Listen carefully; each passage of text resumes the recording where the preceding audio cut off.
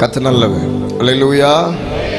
நாம் தொடர்ச்சியாய் உங்கள் மத்தியிலே தொடர்ந்து இது ஒரு வசனத்தின் அடிப்படையில் உங்களோடு பேச விரும்புகிறேன். நான் தொடர்ச்சியாய் அந்த வசனத்தை பிலிப்பியர் 4ஆம் அதிகாரம் 19ஆம் வசனத்தையே நான் கடந்த நாளில் விட்ட செய்தியை நான் உங்களோடு தொடர்ந்து இந்த 3 நாளும் நான் உங்களோடு பேசுவேன் என்று நான் சொன்னேன். ஆகவே மீண்டும் அந்த வசனத்துக்கு நேராய் உங்களை திருப்ப விரும்புகிறேன்.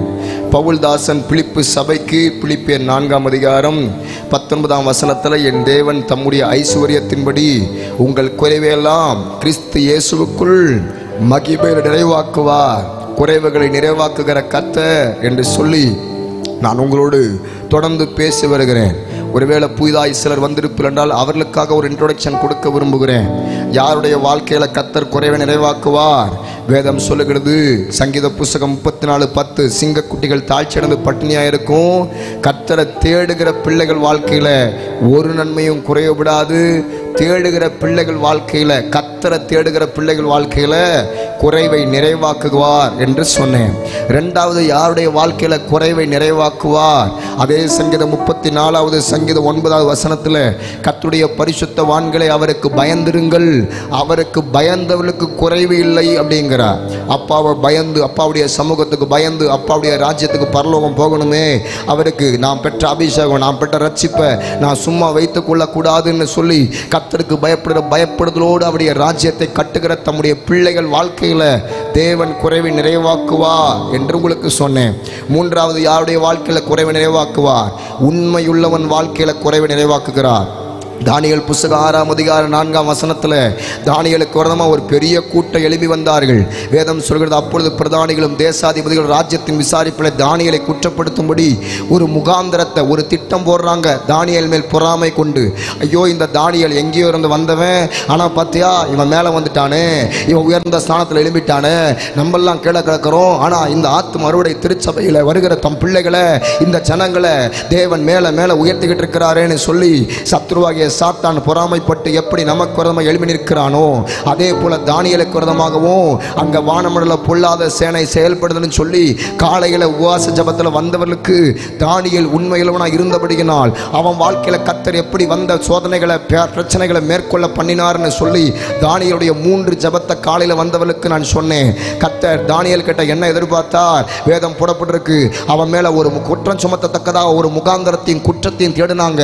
ஆனா ஒரு குற்றத்தை அவங்களால கண்டுபிடிக்க முடியல. காரணம் என்னன்னா, தானியேல் 6:4 போட்டிருக்கு, ஏனென்றால் அவன் உண்மை உள்ளவனாய் இருந்தபடியினால் அவன் மேல் சுமத்த யாதொரு குற்றமும் குறைவும் காணப்படவில்லை. ஏன் அவன் வாழ்க்கையில குறைவு காணப்படல? காரணம், தானியேல் உண்மையுள்ளவனாய் இருந்தான். அவன் தேவனுடைய ராஜ்யத்துக்கும் அப்பாவுடைய ஜப வாழ்க்கையில பரிசுத்தவான்கள் ஐக்கியத்தில் தேவ சமூகத்தில் அவர் கொடுக்க வேண்டிய நேரத்தில் அவன் உண்மையுள்ளவனாய் இருந்தபடியினால் தான் தானியேல் வாழ்க்கையில கர்த்தர் குறைவை நிறைவாக்கினார் என்று நான் உங்களுக்கு சொன்னேன். நாலாவது, யார் வாழ்க்கையில குறைவை நிறைவாக்குவார் பாஸ்டர்? அப்போஸ்தலர் புத்தகம் 4ஆம் அதிகாரத்தில் 34-35 கிறிஸ்து இயேசு மரித்து உயிர்த்தெழுந்து போன பின்னதாக அவருக்கு பின் சென்ற 12 சீஷர்கள் அந்த அப்போஸ்தலராய் கர்த்தர் அவங்களை ஊழியத்தில் எடுத்து பயன்படுத்தி கொண்டிருக்கும் போது, அப்போஸ்தலர் 3ஆம் அதிகாரம் 1ஆம் வசனத்தில், இந்த பேதுரு தேவாலய வாசல் அண்டைக்கு போன போது அங்கலங்கார வாசல பிச்சை கேட்கத்தக்கதா ஒரு மனுஷன் இந்த பேதுரு கிட்ட பிச்சை எடுக்கிறான். அப்ப பேதுரு சொல்லுகிறான், அப்போஸ்தலர் 3:6, வெள்ளியும் பொண்ணு இடத்துல இல்ல, ஆனா என்கிட்ட இருக்கிறது ஒண்ணு இருக்குது. என்கிட்ட பணம் காசு இல்லாவிட்டால் என்ன, என்கிட்ட எந்த உறவுகள் ஜனங்கள் இல்லாவிட்டால் என்ன, ஆனா வேற ஒருத்தர் இருக்கிறார், அவர் தான் இயேசு. இயேசு என்கிற நாமம் என்கிட்ட இருக்குன்னு சொல்லி இந்த பேதுரு நசரேயனாகிய இயேசுவின் நாமத்தில் எழுந்து நடன்னு சொல்லி அந்த சப்பானிக்கு வலது கையினால் பிடித்தவனை தூக்கி விட்ட போது அந்த சப்பானி குதித்தெழுந்து நின்று நடந்து குதித்து அவர்களோடு கூட தேவாலயத்திற்குள் பிரவேசித்தான்னு போடப்பட்டிருக்கு. அற்புதங்களை பெற்றான், சந்தோஷம் அடைந்த அந்த சப்பானி. ஆனா என்னுடைய செய்தி சப்பானி அல்ல. இந்த பேதுரு உடனே பார்க்கிறான், இந்த பேதுரு சொன்ன வார்த்தை அங்க இருக்கிற பிரதான ஆசிரியன் கேட்டானா தெரியாது. ஏன்னா பேதுரு சொன்ன வார்த்தை என்ன? வெள்ளியும் பொண்ணு என்கிட்ட இல்லைன்னு எடுத்து பாக்கெட்டை எடுத்து காட்டுறான். எப்ப இல்லைன்னு பேதுரு சொன்னானோ அங்க இருக்கிற பரிசேயர்கள் அதை கவனிச்சாங்களான்னு தெரியாது, பிரதான ஆசாரியனும் கவனிச்சானான்னு தெரியாது, அங்க இருக்கிற பிச்சைக்காரனும் கவனிச்சானான்னு தெரியாது. ஆனால் பரலோகம் நீ புலம்புகிற வார்த்தையை கூட பரலோகம் கணக்கில் அளவு வைத்திருக்கிறது. எப்போ வெள்ளி பொண்ணு இல்லைன்னு சொல்லி அங்கே பேதுரு அதை ஜப குறிப்பாக வைக்கவே இல்லை. லிசன் பேதுரு அங்கே ஜப குறிப்பாக எங்ககிட்ட வெள்ளி இல்லையாண்டவரே, எங்ககிட்ட பொண்ணு இல்லையாண்டவரே, ஏன்பா இந்த ஊழியம் அப்படின்னு பேதுரு புலம்பவே இல்லை. வெள்ளியும் பொண்ணு இல்லை, ஆனால் இயேசு எங்க கூட இருக்கிறாருன்னு அவரை மகிமைப்படுத்தினா, அவரை உயர்த்தினா. நான் சொல்லுவேன், உங்கள் வாழ்க்கையில் எது இருக்கோ இல்லையோ இந்த நிலைமையிலையும் அப்பாவை மகிமைப்படுத்துகிற பற்றியா பரலோகம் ஒரு நாள் உங்களை மறக்காது. ஆகவே தான் 3ஆம் அதிகாரத்தில் ஒரு வெள்ளியும் பொண்ணு இல்லைன்னு இந்த பேதுரு சொன்னான். ஆனால் 4ஆம் அதிகாரத்தில் பரலோகத்தை கண்டதுனால நிலங்களை வீடுகளை உடையவன்லாம் அதைகளை விற்று விற்கப்பட்டுடைய கிரயத்தை கொண்டு வந்து அப்போஸ்தலருடைய பாதத்தில் வைத்தாங்களாம். யார் பாஸ் இந்த அப்போஸ்தலர்? இந்த அப்போஸ்தலருக்கு எட்டு தான் பேதுரு. எந்த பேதுரு வெள்ளியும் பொண்ணு இல்லைன்னு சொன்னதை பரலோகம் கண்டதோ அந்த பேதுருவுக்கு பாதத்தில் தான் நிலங்களை வீடுகளை விற்று அநேக டாக்குமெண்ட் அவன் கையில் தான் வந்து அவன் பாதத்தில் தான் வருது. அநேக காணிக்க அவன் பாதத்தில் தான் வருது. பேதுரு 3ஆம் அதிகாரத்தில் வெள்ளியும் பொண்ணு இல்லைன்னு சொன்னவன் இப்ப கண் திறந்து பார்க்கிறான். பேதுருவுக்கே ஒரு பெரிய பிரமிப்பு. எப்படி ஆண்டவரே, என் மகனை கிறிஸ்துவுக்காக இழக்கிறவன் ஒரு நாளும் தரித்திரம் அடைய மாட்டான்டா. என் ராஜ்யத்துக்காக ஊழியம் செய்கிறவனை என்னை கனம் பண்ணுகிறவல்ல நான் கனம் பண்ணாம இருக்க மாட்டேன்டான்னு சொல்லி பேதுரு வாழ்க்கையில் ஒரு பெரிய உயர்வை காண்பித்தா. என்னுடைய செய்தியும் பேதுரு இல்லை. இந்த பேதுரு அங்க வசனம் போடப்பட்டிருக்கு. எல்லாரும் இந்த பேதுருடைய பாதத்தில் வைத்த போது வேதம் போடப்பட்டிருக்கு, அவனவனுக்கு தேவையானதற்கு தக்கதாய் பகிர்ந்து கொடுக்கப்படுது. அன்றைக்கு இருந்த திருச்சபை எல்லாம் தனக்குன்னு வைத்துக் கொள்ளல. கிடைக்கிறதெல்லாம் அப்பா ராஜ்யம், கிடைக்கிறதெல்லாம் அப்பாவுடைய ஊழியம், கஷ்டப்படுற மக்கள், திக்கற்ற ஜனங்கள் என்று எல்லா விதமான கஷ்டப்படுற பாடுபடுகிற விதைக்கப்படாத நிலைமையில கஷ்டப்படுகிற எல்லா ஜனங்களுக்கும் விதைத்தார்கள் ஆதி திருச்சபை. எல்லாம் தகுதி எல்லாம் தேவையானது அவங்களுக்கு சரியாய் பகிர்ந்து கொடுத்தார்கள். கர்த்தர் யாருக்கும் சொல்றா, எந்த திருச்சபை அப்படி பகிர்ந்து கொடுக்கதோ, ஏதோ எங்கள் சபைக்காக மட்டும் நீங்க வாழாம நீங்கள் திருச்சபை மிஷனரிகளையும் தாங்குதுன்னு கேள்விப்பட்டேன். ஆகாரத்தை மத்தியானம் சாப்பிட்டு கொண்டு பாஸ்டமா சொன்னாங்க, இப்படி சில கஷ்டப்படுகிற ஜனங்களை நினைத்து அவர்களுக்காக அவ்வப்போது உதவிகளையும் செய்கிறோம் காரியங்களை சொன்னாங்க. நான் ஒரு வார்த்தை சொல்றேன், எந்த திருச்சபை எதையும் பார்க்காம பகிர்ந்து கொடுக்குதோ அவர்களுக்கு ஒன்றும் குறைவாய் இருப்பது இல்லை. அவர்களுக்கு ஒன்றும் குறைவாய் இருப்பது இல்லை. ஒருவேளை பாஸ்டர் நான் பெருசா விதைக்கணும்னு ஆசைப்படுறேன், ஆனா கொஞ்சமா தான் விதைக்கிறேன், பரவாயில்ல, தப்பில்லை. கொடுக்கிற தாம் பிள்ளைகளை, இருக்கிற நிலைமையில விதைக்கிற தாம் பிள்ளைகளை பரலோகம் ஒரு நாளும் மறக்காது தாயே, பரலோகம் ஒரு நாளும் மறக்காது தகப்பனே. ஆகவே தான் கொடுக்கிறவன் வாழ்க்கையிலையும் கர்த்தர் குறைவை எந்த நாளும் நிறைவாக்குவார் என்று நான் உங்களுக்கு சொன்னேன். இந்த 4 விதமான காரியம் அப்படின்னா என்ன? முதல், தேடுற பிள்ளைகளுக்கு குறைவை நிறைவாக்குவார். 2வது, அப்பாவுக்கு பயந்து நடக்கிற பிள்ளைகள் வாழ்க்கையில குறைவை நிறைவாக்குவார். 3வது, உண்மையாய் கர்த்தருக்கு இருக்கிற பிள்ளைகள் வாழ்க்கையில குறைவை நிறைவாக்குவார். 4வது, அவர் ராஜ்யத்துக்காக, மிஷனரிகளுக்காக, பரிசுத்தவான்களுக்காக, ஆலயத்துக்காக விதைக்கிற பிள்ளைகள் வாழ்க்கையில குறைவை நிறைவாக்குவார். அல்லேலூயா. நான் இந்த 4 காரியத்தை நான் நாளையும் உங்களோட பேச முடியாதுன்னு நான் உங்களுக்கு சொல்லிட்டேன். நான் ஒரு காரியத்தை தான் உங்களுக்கு சாயங்கால கூடுதல பேசுறேன். காலை கூடுதல வந்தவங்களுக்கு உண்மையா இருக்கிறவன் வாழ்க்கையில் எப்படி குறைவை நிறைவாக்குவார்னு தானியேலை குறித்து கொஞ்சம் காரியத்தை பேசினேன். இன்றைக்கு மாலை கூடுதல அதை தொடர்ந்து நேற்று விட்ட செய்தியை உங்கள் மத்தியில் பேச விரும்புகிறேன். இப்படிப்பட்ட குறைவு கண்ட ஒரு சம்பவம், அதைத்தான் உங்களுக்கு யோவான் புத்தகம் 2ஆம் அதிகாரத்தில் இயேசு கிறிஸ்து தம்முடைய 12 சீஷர்களோடு அவர் ஊழியத்தை துவக்குகிறார். இயேசு ஊழியத்தை துவக்குகிறார். இயேசு ஊழியத்தை துவக்கும் போது அப்ப திடீர் நடந்த விஷயம் என்ன? இயேசுவுக்கு ஒரு கல்யாண வீட்டிலிருந்து ஒரு அழைப்பு வருகிறது. இயேசுவுக்கு அந்த கல்யாண வீட்டிலிருந்து அழைப்பு வந்த போது இயேசுவும் அவருடைய சீஷர்களும் அங்க கல்யாணத்துக்கு புறப்பட்டு போனாங்க. ஆனா அந்த கல்யாணத்துல, அந்த கானா ஒரு கல்யாணத்துல திராட்சை ரசம் குறைவுபட்டுருச்சு. திராட்சை ரசம் குறைவுபட்டுருச்சு. உடனே அங்க இருக்கிற மரியாள், இயேசுவின் தாய், அவரை நோக்கி பார்த்து அவளுக்கு திராட்சை ரசம் இல்லைன்னு வேற சொல்றா. 3 நாள்ல நடந்த விஷயம் என்ன? ஸ்திரீயை, எனக்கு உனக்கு என்ன, இன்னும் என் வேலை வரலமா அப்படின்னு சொல்லி ஆண்டவர் அந்த மரியாளை கொஞ்சம் ஒதுங்கி இருக்க சொல்லுகிறார். நடந்த விஷயம் என்ன? உடனே அந்த அம்மா அதோட நிறுத்தல. சில நேரம் நம்முடைய ஜபங்கள் எழும்பும் போது நம்ம ஜபிப்போம், ஆனா ஆண்டவர் ஒன்றும் செய்யலையே, ஆண்டவர் ஒன்றும் பயிலையேன்னு சொல்லிட்டு நம்ம ஜபத்தை நிறுத்திட்டு பின்வாங்கி விடக்கூடாது. நடந்த விஷயம் என்ன? இந்த மரியாள் அடுத்து அங்க போய் சந்திக்கிறா. வேலைக்காரங்களை கூப்பிடுறா, டேய் திராட்சரசம் குறைஞ்சிக்கிட்டே வருது, என்ன நடக்குமோ தெரியாது. இந்த மாதிரி வாழ்க்கையில கல்யாணத்துல குறைவுபடும் போது இந்த குறைவை மாற்ற ஒருவரால் மட்டும்தான் முடியும். யாரால? இயேசுவால மட்டும்தான் இந்த குறைவை மாற்ற முடியும்னு மரியாள் வெளிப்பாடு வெளிப்பாடு கொண்டிருந்தா. ஏன் மரியாள் இப்படிப்பட்ட வெளிப்பாடு கொண்டிருந்தா? ஏன்னா ஒன்ன நான் உங்களுக்கு சொல்ல விரும்புகிறேன், எங்கெல்லாம் நிறைவானது வருதோ அங்க குறைவானதெல்லாம் ஒளிந்து போகும்னு பவுல் எழுதுகிறான். ஹல்லேலூயா. நீங்க கேட்கலாம், 1 கொரிந்தியர் 13ஆம் அதிகாரம் 10, 11 நீங்க எடுத்து வாசிச்சு பார்த்தீங்கன்னா 1 கொரிந்தியர் 13ஆம் அதிகாரம், அந்த 13ஆம் அதிகாரமே அன்பை எழுதுகிறார். அன்பு சினமடையாது, தீங்கு நினையாது, அயோக்கியமானதை செய்யாது, தற்பொழிவை நாடாது, முகஸ்துதி பண்ணாது, அன்பு முழுக்க முழுக்க அயோக்கியத்தில் சந்தோஷப்படாமல், அநியாயத்தில் சந்தோஷப்படாமல் சத்தியத்தில் சந்தோஷப்படணும். அன்பை முழுக்க எழுதின அந்த பவுல், அந்த அதிகாரம் முழுக்க எழுதின அந்த பவுல் கடைசியில் சொல்றார், நிறைவானது வரும்போது குறைவானதெல்லாம் ஒளியோடு அங்க முடிக்கிறாரு. அப்ப நிறைவானது யார்? தேவன் அன்பாகவே இருக்கிறார். அதைத்தான் 1 யோவான் புத்தகம் 4ஆம் அதிகாரம் 8 இருக்கட்டும், 1 யோவான் புத்தகம் 4ஆம் அதிகாரம் 16 இருக்கட்டும், தேவன் அன்பாகவே இருக்கிறார். அப்ப அன்பான தெய்வம் உன் வாழ்க்கையில வருவார் என்றார், நிறைவானவர் உன் குடும்பத்தில் வருவார் என்றார், நிறைவானவர் உன் சபைக்கு வருவார் என்றார், நிறைவானவர் ரட்சிக்கப்படாத என் கணவனார் என் பிள்ளை நீ அழுகிறியே, அவர் நிறைவான தெய்வம், அவர்கள் மத்தியில் அவர்களை தொடுவார் என்றார். எல்லா குறைவும் ஒளிந்து போகும் என்பதை பவுல் நன்கு அறிந்திருந்தான். ஆகவே தான் பவுல் சொல்றான், நிறைவானவர் வரும்போது குறைவானதெல்லாம் ஒளிந்து போகும். அதனாலதான் மரியாள் சொல்றா, அந்த நிறைவானவர் அவர் தான்டா. இப்ப திராட்சரசம் குறைஞ்சு போச்சு, இந்த திராட்சரசம் குறைஞ்சிச்சுன்னா இந்த குறைவை மாற்றணும்னா நிறைவானவர் அவர் தான். அல்லேலூயா. நிறைவானவர் இயேசுதான். இந்த வெளிப்பாட்டோட மரியாள் சொல்றா, அவர் என்ன செய்றா, அவருடைய தாய் வேலைக்காரரை நோக்கி அவர் உங்களுக்கு என்ன சொல்லுகிறாரோ அதன்படி செய்யுங்கப்பான்னு சொல்லிட்டு இவளும் போயிட்டா. இந்த வேலைக்காரங்க ஏறக்குறைய 6 பேர் வெயிட் பண்ணிட்டு இருக்காங்க. இவங்க வெயிட் பண்ணிட்டு இருக்காங்க, இயேசு என்ன சொல்றாரு. இதைத்தான் நான் கடந்த நாட்கள்ல முந்தின நாள்ல உங்களுக்கு இந்த செய்தியை நான் உங்களுக்கு சொன்னேன். இயேசு எங்கேயோ வெளியில கிடக்கிற ஒரு 6 கற்சாடியை பார்த்தார். அந்த கற்சாடி எதற்கு பயன்படுகிற கச்சாடி? தண்ணீரை நிரப்பி யூதர்கள் எல்லாரும் அந்த திருமணத்தில் கல்யாணத்துக்கு உள்ள வரும்போது அவன் கையை கழுவிட்டு வரணும், அவன் காலை கழுவிட்டு வரணும். யூதர்கள் தங்களை சுத்திகரிக்கிற முறைமையின்படி ஒவ்வொன்று 2, 3 குடம் தண்ணீர் கொள்ளத்தக்கதாக 6 கச்சாடிகள் அங்கே வைத்திருந்ததுன்னு 6ஆம் வசனத்தில் வாசிக்கிறோம். அதனாலதான் 6 கச்சாடி 6ஆம் வசனம்.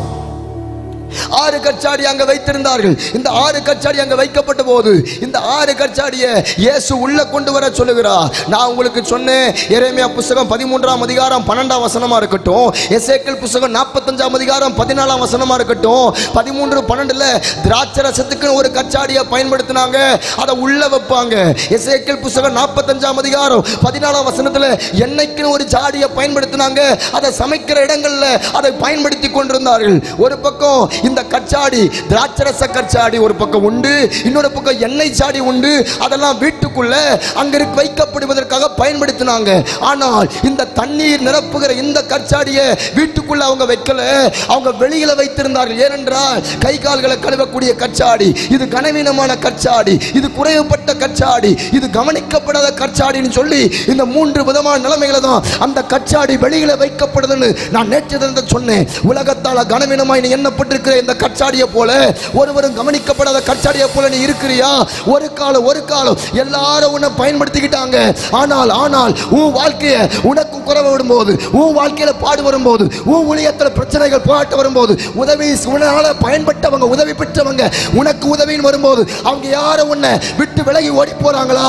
இதைத்தான் தாவீது வாழ்க்கையில் நடந்தது, இதைத்தான் யோசேப்பு வாழ்க்கையில் நடந்தது. கர்த்தர் யாருக்கோ சொல்றா, நீ பல ஆசீர்வதிக்கப்பட்டிருந்தாலும் உனக்கு தேவை வரும்போது இந்த உலகம் உன்னை கைவிட்டு போதா? அதுதான் சொல்ற, நீ குறைவுபட்ட கச்சாடி, கவனிக்கப்படாத கச்சாடி, கனவீனமான கச்சாடி. ஆனால் எந்த கனவீனமான கச்சாடியா இருக்கிற லேயால கர்த்தர் கண்டாரோ அந்த கச்சாடியை வச்சுதான் யூதாவை பிறக்க வச்சார். அந்த கச்சாடியை வச்சுதான் இயேசுவை இந்த உலகத்துக்கு காட்டுகிறா. கர்த்தர் யாருக்கோ சொல்றா, நீ கனவீனமா இருக்கலாம், நீ குறைவுபட்டிருக்கலாம், நீ கவனிக்கப்படாம உலகத்தால உறவுகளால எல்லாரையும் தள்ளப்பட்டிருக்கலாம். அப்படிப்பட்ட கச்சாடியத்தான் கர்த்தர் வெளியில இருந்து இந்த ஆத்தும அறுவடை திருச்சபையில உள்ள கொண்டு வந்து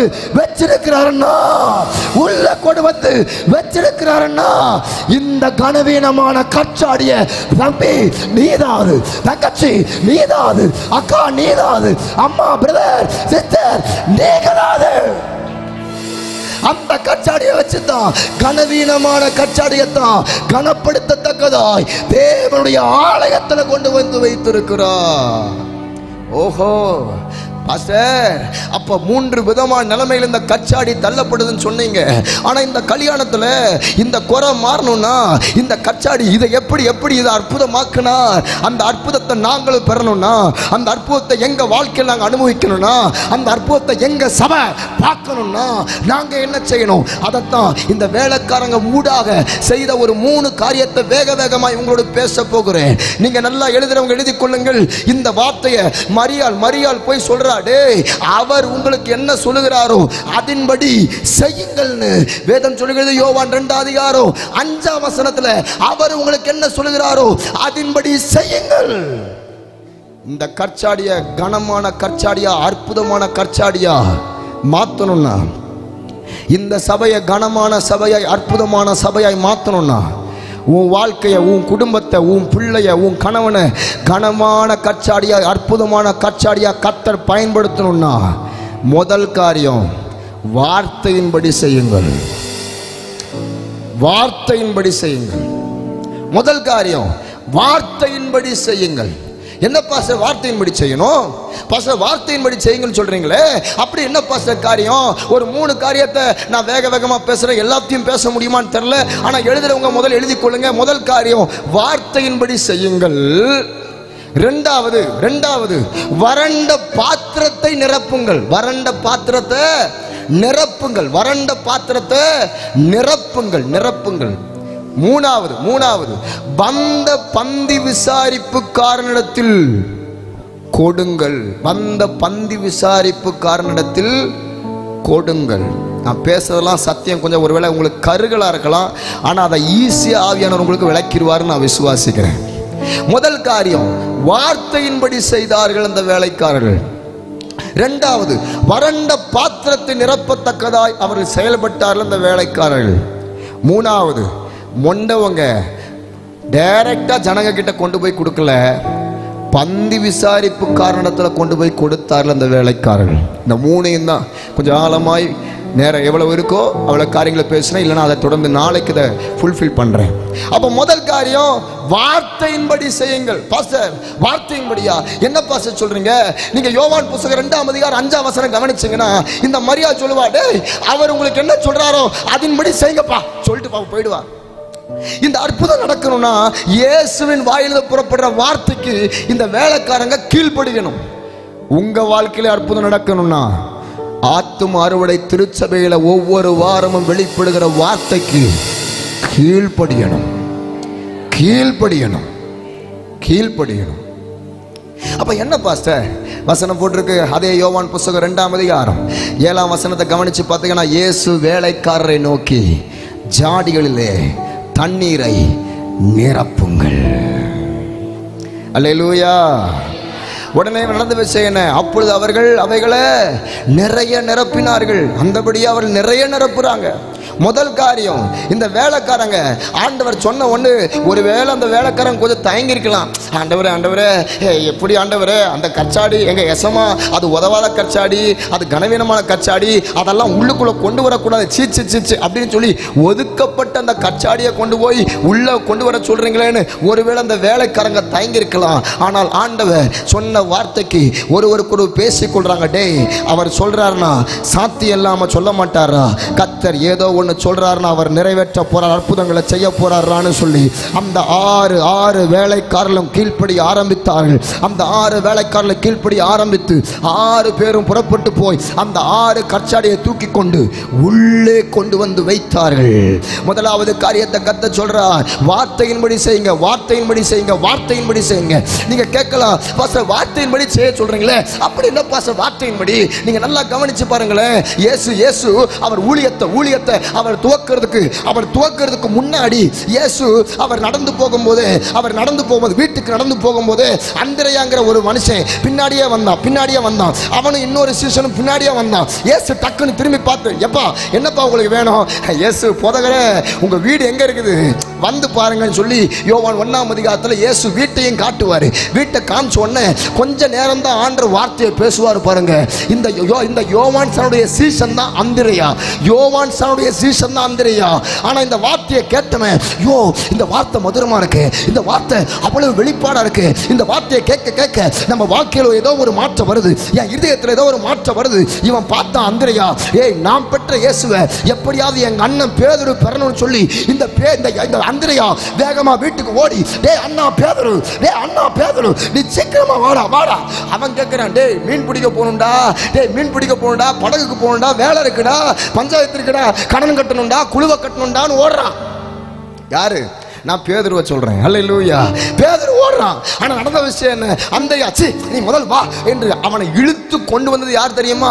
அந்திரேயா. அவன் தம்பி தான் கூட்டு வந்தான், இழுத்து கொண்டு வந்தான். இவர் உடனே இழுத்து கொண்டு வந்து நிறுத்தின உடனே பேதுருவை பார்த்து ஆண்டவர் சொல்றார், எப்பா சீமோனே, எப்பா பேதுரு, நான் உன்னை கேபாவா மாத்திரண்டா என்று ஆண்டவர் சில வார்த்தைகளை பேச பேச பேச பேச வார்த்தையை ஆழமா கேட்டவன் ஒரு பக்கம் ஆழமா கேட்கும் போது அவனுக்கு ஐயோ இந்த வார்த்தை நல்லதா இருக்கு, இந்த தேவனுடைய வார்த்தை ரொம்ப சந்தோஷத்தை தான் உண்டாக்குது, ஏதோ ஒரு மாற்றம் வர்ற மாதிரி தான் தெரியுது. ஆனாலும் மீன் பிடிக்கணும், ஆனாலும் வேலைக்கு போகணும், ஆனாலும் குடும்ப காரியம் இருக்கு, ஆனாலும் எனக்கு பிள்ளை இருக்கு, ஆனாலும் காரியம் இருக்கு, ஆனாலும் என்னுடைய இப்படி பார்த்து பார்த்து பார்த்து பார்த்து பேதுரு ஓடுறதுனால தான் கடைசியில் ஆண்டவன் எல்லாம் என் ஜெபம் இல்லாமப்பா, என் ஆத்துமாவே கர்த்தரை சோதரி, என் முழு உள்ளமே அவருடைய பரிசுத்த நாமத்தை சோதரி, என் ஆத்துமாவே கர்த்தரை சோதரி, அவர் செய்த சகல உபகாரங்களையும் மறவாதேன்னு ஆண்டவர் சொல்லி கண்ணை திறந்தா பேதுரு விசுவாசியை காணோம்.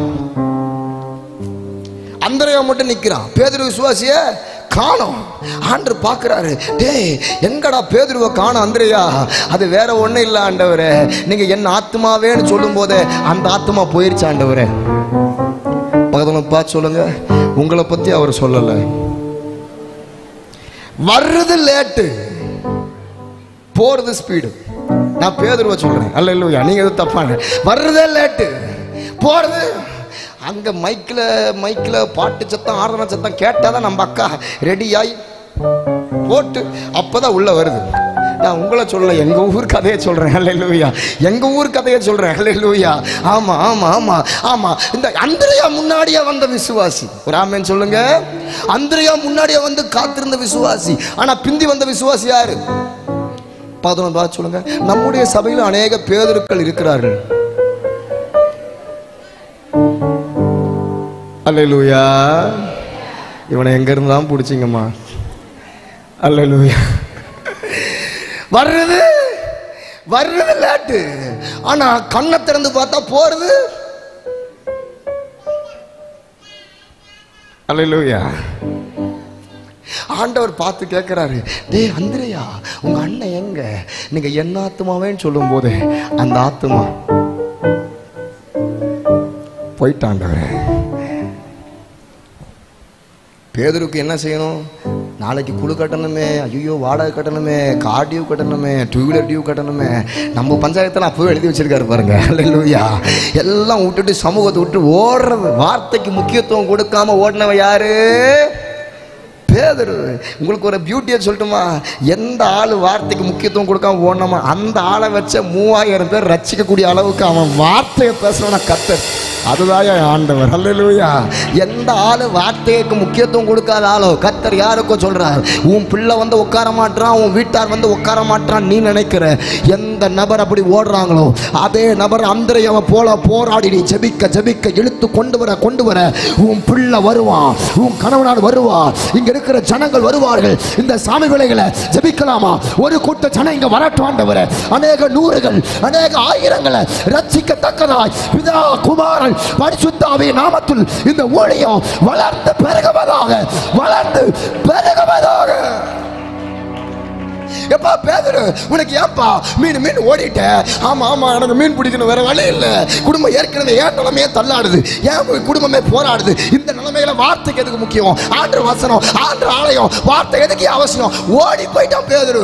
ஆனா அடுத்த நாள் எந்த ஆளு ஓடினானோ அந்த ஆளை தேடி போறதுக்காக ஆண்டு பிலிப்பை கூப்பிட்டு, எப்பா பிலிப்பு நம்ம கலிலேயாவுக்கு போலாமா? உடனே அவன் கேட்கிறான், எதுக்கு ஆண்டவரே கலிலேயாவுக்கு? அது வேற ஒண்ணும் இல்லை, போனாங்கல்ல பேதுருவை பார்க்கறதுக்காக. ஹல்லேலூயா. உடனே அவன் சொல்றான், பிலிப்பு, ஆண்டவரே நீ கொஞ்சம் அமைதியா இருங்க ஆண்டவரே. அவன் தான் அவங்க வார்த்தையை கேட்காம ஓடினான்ல, நீ கொஞ்சம் அமைதியா இருங்க பாஸ்டமா. அவங்க தான் போன வாரம் சர்ச்சுக்கு வரல, அவங்க தான் அற்புதத்தை பெற்று பின்வாங்கி போயிட்டாங்கல்ல, அவங்க தான் காரியத்தை பின்வாங்கி போயிட்டாங்கல்ல. கர்த்தர் சொல்றா, நீ அவன் பின்வாங்கினாலும் நான் பின்வாங்கலப்பா. அவனை தேடி போகிற ஒரு நல்ல நேசர்ப்பானா. ஹல்லேலூயா. யார் பின்வாங்கலாம் என்ன, யார் விட்டு விலகி போனால் என்ன, நான் உன்னை விட்டு விலகுவது இல்லை, உன்னை கைவிடுவது இல்லைன்னு இன்னைக்கு வரைக்கும் பேதுருவை நேசிக்கிற ஆண்டவர் அதே போலதான் நம்மையும் உங்களையும் நேசிக்கிறாரு. தம்பி, ஒருவேளை நீ ஆண்டவர் விட்டு கொஞ்சம் தூரம் இருக்கலாம், ஒருவேளை தேவன் சில காரியத்தை எடுக்க சொல்ற, ஆனால் உனக்கு எடுக்க திருப்தி இல்லை, ஒருவேளை சில ஐக்கியத்தை பிரிக்க சொல்ற, ஆனால் உன்னால பிரிக்க முடியல. கர்த்தர் சொல்றா, நீ ஐக்கியத்தை பிரிக்க முடியாம இருந்தாலும், சில உறவுகளை சில காரியத்தை நீ விட்டு கொடுக்க முடியாம இருந்தாலும், அப்பவும் ஆண்டவர் உன்னை நேசித்து உன் மேல அன்பு பாராட்டி வருகிறார்னா காரணம், என் பிள்ளை இன்னைக்கு இருக்கிற நிலைமையிலடா அவன் துவக்கத்தை பார்க்கல, அவன் முடிவை பார்க்கிறேன். கர்த்தர் யாருக்கோ சொல்றா, ஒரு போன் வந்தா கூட நீ முன்னாடி வர்ற நம்பரை பார்க்க மாட்ட, பின்னாடி 3 நம்பரை தான் பார்ப்ப. ஒரு உலக மனுஷாக்கிற நீயே பின்னாடி இருக்கிற நிலைமையை பார்ப்பீன்னா, உன் அப்பாவோ உன் துவக்க அற்பமா இருந்தாலும் உன் முடிவை எழுதி வச்சிருக்கிறா. இன்னைக்கு உனக்கு வேதம் தெரியாது, இன்னைக்கு உனக்கு ஜெபிக்க தெரியாது, இன்னைக்கு உனக்கு ஊழியம் செய்ய பிரசங்கம் பண்ண தெரியாது, ஆனால் ஆண்டவர் சொல்றா, உன் துவக்கத்தை நான் பார்க்கல மகன். தாவீது நாளுக்கு நாள், தாவீது நாளுக்கு நாள், தாவீது நாளுக்கு நாள் உன்னை உலகம் பல பேர் சாட்சியாச்சு கெட்ட சாட்சி சொன்னா என்ன, உன் சாட்சிய வேற விதத்துல எழுதி வச்சிருக்கிறேன்டா, வேற விதத்தில் எழுதி வச்சிருக்கிறேன். அதுலதான் பேதுரு, உன் குறைவ, உன் நீ உனக்கு எவ்வளவு என்னை விட்டு போறங்கிற குறைவை நான் பார்க்கல, உன் ஆவிக்குரிய குறைவை நான் பார்க்கல. இப்பவும் உன் படகு வெறுமையா இருக்கு பாத்தியா, இப்பவும் வாழ்க்கையில தோத்து போயிட்ட பாத்தியா, இப்பவும் உன் குடும்பத்துல ஒரு பிரச்சனை, போராட்டம், கடனை கட்ட முடியலன்னு நீ புலம்பிக்கிட்டு வலையை அலசிக்கிட்டு இருக்க பாத்தியா, அந்த உன் வாழ்க்கையில ஏற்பட்ட குறைவை பார்த்து தான் இப்போ உன்னை தேடி இயேசு வருகிறார். கர்த்தர் யாருக்கோ சொல்றா, நீ எவ்வளவு ஆவிக்குரிய வாழ்க்கையில குறைவு பட்டவனாய் இருந்தாலும், ஆனாடியா என் பிள்ளைதான், உன்னை நேசிக்கிற, நீ நல்லா ஜெபிக்கணும்னு ஆசைப்படுற, நீ நல்ல ஊழியத்துக்கு வரணும்னு ஆசைப்படுற, நல்ல ஊழியத்தை தாங்கணும்னு ஆசைப்படுற, இந்த வார்த்தையை கேட்கிற யாரோ சேப்பே வார்த்தையை கேட்டு ஐயோ தேவ சபைக்கு வரணும்னு விரும்புறீங்க, ஆனா வர முடியாம ஏதோ ஒரு சூழ்நிலை, ஏதோ ஒரு பிரச்சனை, ஏதோ ஒரு அந்தகாரம், அது ஜாதி ரீதியா இருக்கலாம், அது மத ரீதியா இருக்கலாம், அது எப்படிப்பட்ட சூழ்நிலைகள் இருந்தாலும் நீ வர முடியாத நிலைமைகளை அதுதான் உன்னை தடுத்து நிறுத்தது. ஆனால் கர்த்தர் உனக்கு தீர்க்கதரிசனமா பேசுறா, அவைகளையும் கடந்து வா, அவைகளை நீ கடந்து வா, அவைகளையும் நீ கடந்து வர வர வர வர வர வர வர வர வர வர வர வர.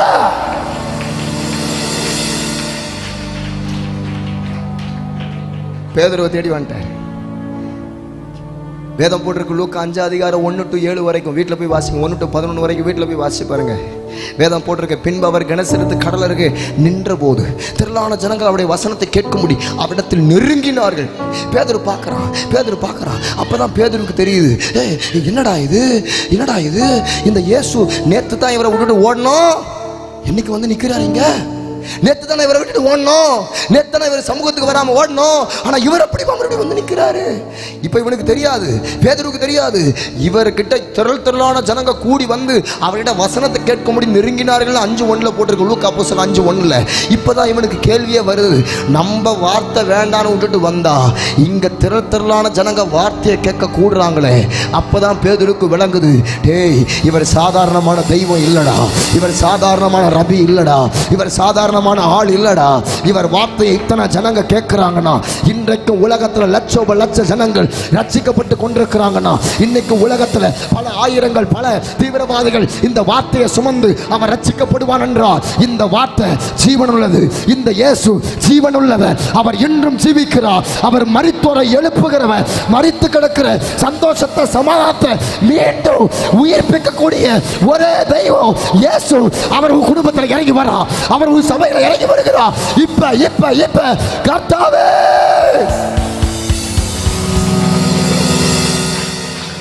பேதுரு பார்க்கிறான், இவரை விட்டுட்டு ஓடணும், ஆனா இவரு என்ன தேடி வந்தாரா. வசனம் போட்டிருக்கு 5:2. அப்பொழுது கடற்கரையில் நின்ற 2 படகுகளை கண்டார். கடற்கரையில் நின்ற 2 படகுகளை கண்டார். நான் இயேசுவா இருந்தா நேற்று வந்து விட்டுட்டு ஓடனலடா, உன் படகுல ஏறவே கூடாது, செத்தாலும் ஏற மாட்டேன் அப்படின்னு தானே இருந்திருக்கணும். ஆனால் பேதுரு வயசு பாருங்களேன், எந்த ஆள் விட்டுட்டு ஓடினாலும் 3வது வசனம் போட்டிருக்கு, அப்பொழுது அவர் ஒரு படகுகள் ஏறினார், அது சீமோனுடையதாக இருந்தது. பேதுரு படகுல தான் ஏறுறாரு, பேதுரு படகுல தான் ஏறுறாரு. என் தம்பி, என் தங்கச்சி, நீ பைபிள் படிக்கிறது இல்லதான், நீ வேதம் சுமக்கிறது இல்லதான், நீ ஏனோ கடமைக்குன்னு சபைக்கு வர்றது தான். ஆனாலும் கர்த்தர் உன் மேல இந்த வார்த்தையை பலமா உனக்கு சொல்றார். யாருக்கு எனக்கு தெரியல, யாருக்கு எனக்கு தெரியல, நீ கடமைக்குன்னு வந்தாலும் கர்த்தர் உன் படகுல தான் ஏறுறார். நீ ஏதோ ஆண்டவ கடமைக்குன்னு, ஏன்னா கிறிஸ்தவ குடும்பத்தில் பிறந்துட்டேன், அதெல்லாம் கடமைக்கு நீ தேவாலயத்தை தேடினாலும் கர்த்தர் உன் படகை உன்னையும் ஆண்டு விட்டு வைக்கிறவர் அல்ல, உன்னையும் தேவன் விட்டு வைக்கிறவர் அல்ல. பேதுரு படகுல ஏறினார். பேதுருவை பார்த்து சொல்றாரு, சீமோனே, உன் படகுல இடம் கிடைக்குமா? தாராளமாக இருக்குங்க ஆண்டவரே. ஏறி உட்கார்ந்தார். அதை கரையிலிருந்து சற்றே தள்ளும்படி அவனை கேட்டுக்கொண்டு அவர் ஜனங்களுக்கு போதகம் பண்ணும்படி அந்த படகில் மேலே ஏறினார். அவர் போதகம் பண்ணி முடித்த பின்பு சீமோன் பேதுருவை நோக்கி ஆழத்தில் கொஞ்சம் தள்ளி கொண்டு போய், டே பேதுரு, இந்த படகை கொஞ்சம் ஆழத்தில் கொண்டு போய் மீன் பிடிக்க முடியும், வலை போடுறியாப்பா? உடனே பேதுரு புலம்ப ஆரம்பிக்கிறான், அண்ணாண்டவரே, நீங்கள் நேற்று இரவெல்லாம் வலை போட்டேன், ஒரு மீன் கூட அகப்படல ஆண்டவரே. 5ஆம் வசனம் சொல்றான், ஐயரே, ராம் முழுதும் பிரயாசப்பட்டு ஒன்று அகப்படவில்லையே, மீன் இல்லாமல் உட்காந்துருக்கிறேன் அப்படிங்கிறான். அல்லேலூயா. நான் இந்த இடத்துல பேதுரு எனக்கு ரொம்ப ரொம்ப பிடிக்கும். ஏன் தெரியுமா? உள்ள நிலைமையை அப்படியே சொல்லிட்டான். அல்லேலூயா. நம்மளா இருந்தானே இவன் பண்ணுவோம், என் சிஸ்டர் சர்ச்சைக்கு வராமல் இப்படி போயிட்டீங்க, சரி பரவாயில்ல, படகுல வலையை போடுங்க அப்படின்னு போது நம்மளா இருந்தா உண்மையை சொல்ல மாட்டோம். ஒருவேளை படகு கடன் பிரச்சனை, ஐயோ எனக்கு இந்த போராட்டம் அப்படின்னு சொல்லிட்டா, நேற்று சர்ச்சைக்கு வரல, அதுதானே இந்த பிரச்சனைன்னு சொல்லி குத்திட்டாங்கன்னா என்ன பண்றதுன்னு சொல்லிட்டு வீட்டில் நடக்கிற பஞ்சாயத்தை பேதுரு உண்மை இல்லவன் அப்படியே உண்மையை சொன்னான். படகுல ஒரு மீன் அகப்படல ஆண்டவர் வலையில். ஆண்டருக்கு அதுதான் பிடிச்சது, ஆண்டருக்கு அதுதான் பிடிச்சது. ஆண்டருக்கு மாய்மாலம் பண்ணுறவங்க ஆட்களை பிடிக்காது, உண்மையாக இருக்கிற ஆளை பிடிக்கும், உண்மையாக இருக்கிற ஆளை பிடிக்கும். கர்த்தர் மாய்மாலம் பேதுருக்கிட்ட மாய்மாலத்தை பார்க்கல, அவன் உண்மையை ஒத்துக்கிட்டான். இரவெல்லாம் வலை போட்டேன், ஒரு மீனும் கிடைக்கல ஆண்டவர். உடனே சொல்கிறார், அவன் சொல்கிறான், ஆனாலும் உங்கள் வார்த்தையின்படி நான் வலைய போடுறேன். வசனம் போட்டிருக்கு, அந்தபடி அவர்கள் வலையை போட்டார்கள். வசனம் போட்டிருக்கு, வலை கிழிந்து போகத்தக்கதாய் திரளான மிகுதியான மீன்களை பிடித்தார்கள் அப்படின்னு போடப்பட்டிருக்கு. நான் எல்லாத்துக்கும் சொல்கிறேன், கர்த்தர் இந்த பேதுரு படகை அற்புதம் செய்கிறதுக்கு முன்னாடி இந்த பேதுரு படகுல ஏறி அவர் செய்த முதல் காரியம் பிரசங்கம் பண்ணினார். உங்கள் வாழ்க்கை என்கிற படகு நிரம்பணும்னா வார்த்தைக்கு முக்கியத்துவம் கொடுப்பேதுரு, வார்த்தைக்கு முக்கியத்துவம் கொடுப்பேதுரு, வார்த்தைக்கு முக்கியத்துவம் கொடுப்பேது. ஒருவேளை நான் இயேசுவா தான் என்ன பண்ணியிருப்பேன், ஒருவேளை நம்மளாம் நினைப்போம், ஆண்டவர் அற்புதம் செய்யட்டும், அதுக்கப்புறம் நான் வசனம் கேட்க சர்ச்சுக்கு வரேன். நிறைய டிக்கெட் சொல்லுவாங்க தெரியுமா, என் குடும்பத்தில் இப்படிலாம் கிடக்குறாங்க, அவங்களுக்கு அற்புதம் நடக்கட்டும், அதுக்கப்புறம் நான் சர்ச்சுக்கு வரேன். என் குடும்பத்தில் இந்த சூழ்நிலை மாறட்டும், அதுக்கப்புறம் நான் சர்ச்சுக்கு வரேன். நீ வரவே வேண்டாங்கிறேன். அல்லேலூயா. அப்படி வந்து நீ கஷ்டப்பட்டு ஆராதிச்சு நீ வரவே, அல்லேலூயா. கர்த்தர் யாருக்கோ சொல்றார், உனக்கு சரீரத்தில் ப்ராப்ளம், உனக்கு உடம்புல வியாதி காரியம் பிரச்சனைன்னா உடனே நம்ம என்ன பண்ணுவோம், உடனே டாக்ஸியை பிடிச்சி அங்கே இருக்கிற ஆள் 2-3 பேரை கூப்பிட்டு ஆளை ஏற்றி அதுக்கப்புறம் அவங்கள ஹாஸ்பிட்டலில் போய் டாக்டர் உடனே சொல்லுவான், இந்த ட்ரீட்மெண்ட் உடனே ஆப்ரேஷன் பண்ணி ஆகணும், உடனே ஃபீஸை கட்டு, கட்டுனாதான் கட்டு, நீ கட்டாம நோ ஆப்ரேஷன். அதுக்கெல்லாம் கியூவில் நின்றுக்கிட்டே கொடுப்போம். அல்லேலூயா. அதுக்கெல்லாம் கியூவில் நின்றுக்கிட்டே நான் சொல்கிறேன், ஒரு சரீர வியாதிக்கு சுகம் நடக்கும்னா டாக்டர் இந்த நேரத்தில் வரணும், இந்த சமயத்தில் வரணும்னு சொல்லும்போது அதுக்கெல்லாம் காத்திருப்போம். பக்கத்தில் பார்த்து சொல்லுங்கள், உங்களை பற்றி அவர் சொல்லலை, சொல்லுங்க. நான் சொல்றதெல்லாம் குத்த தான் செய்யும்.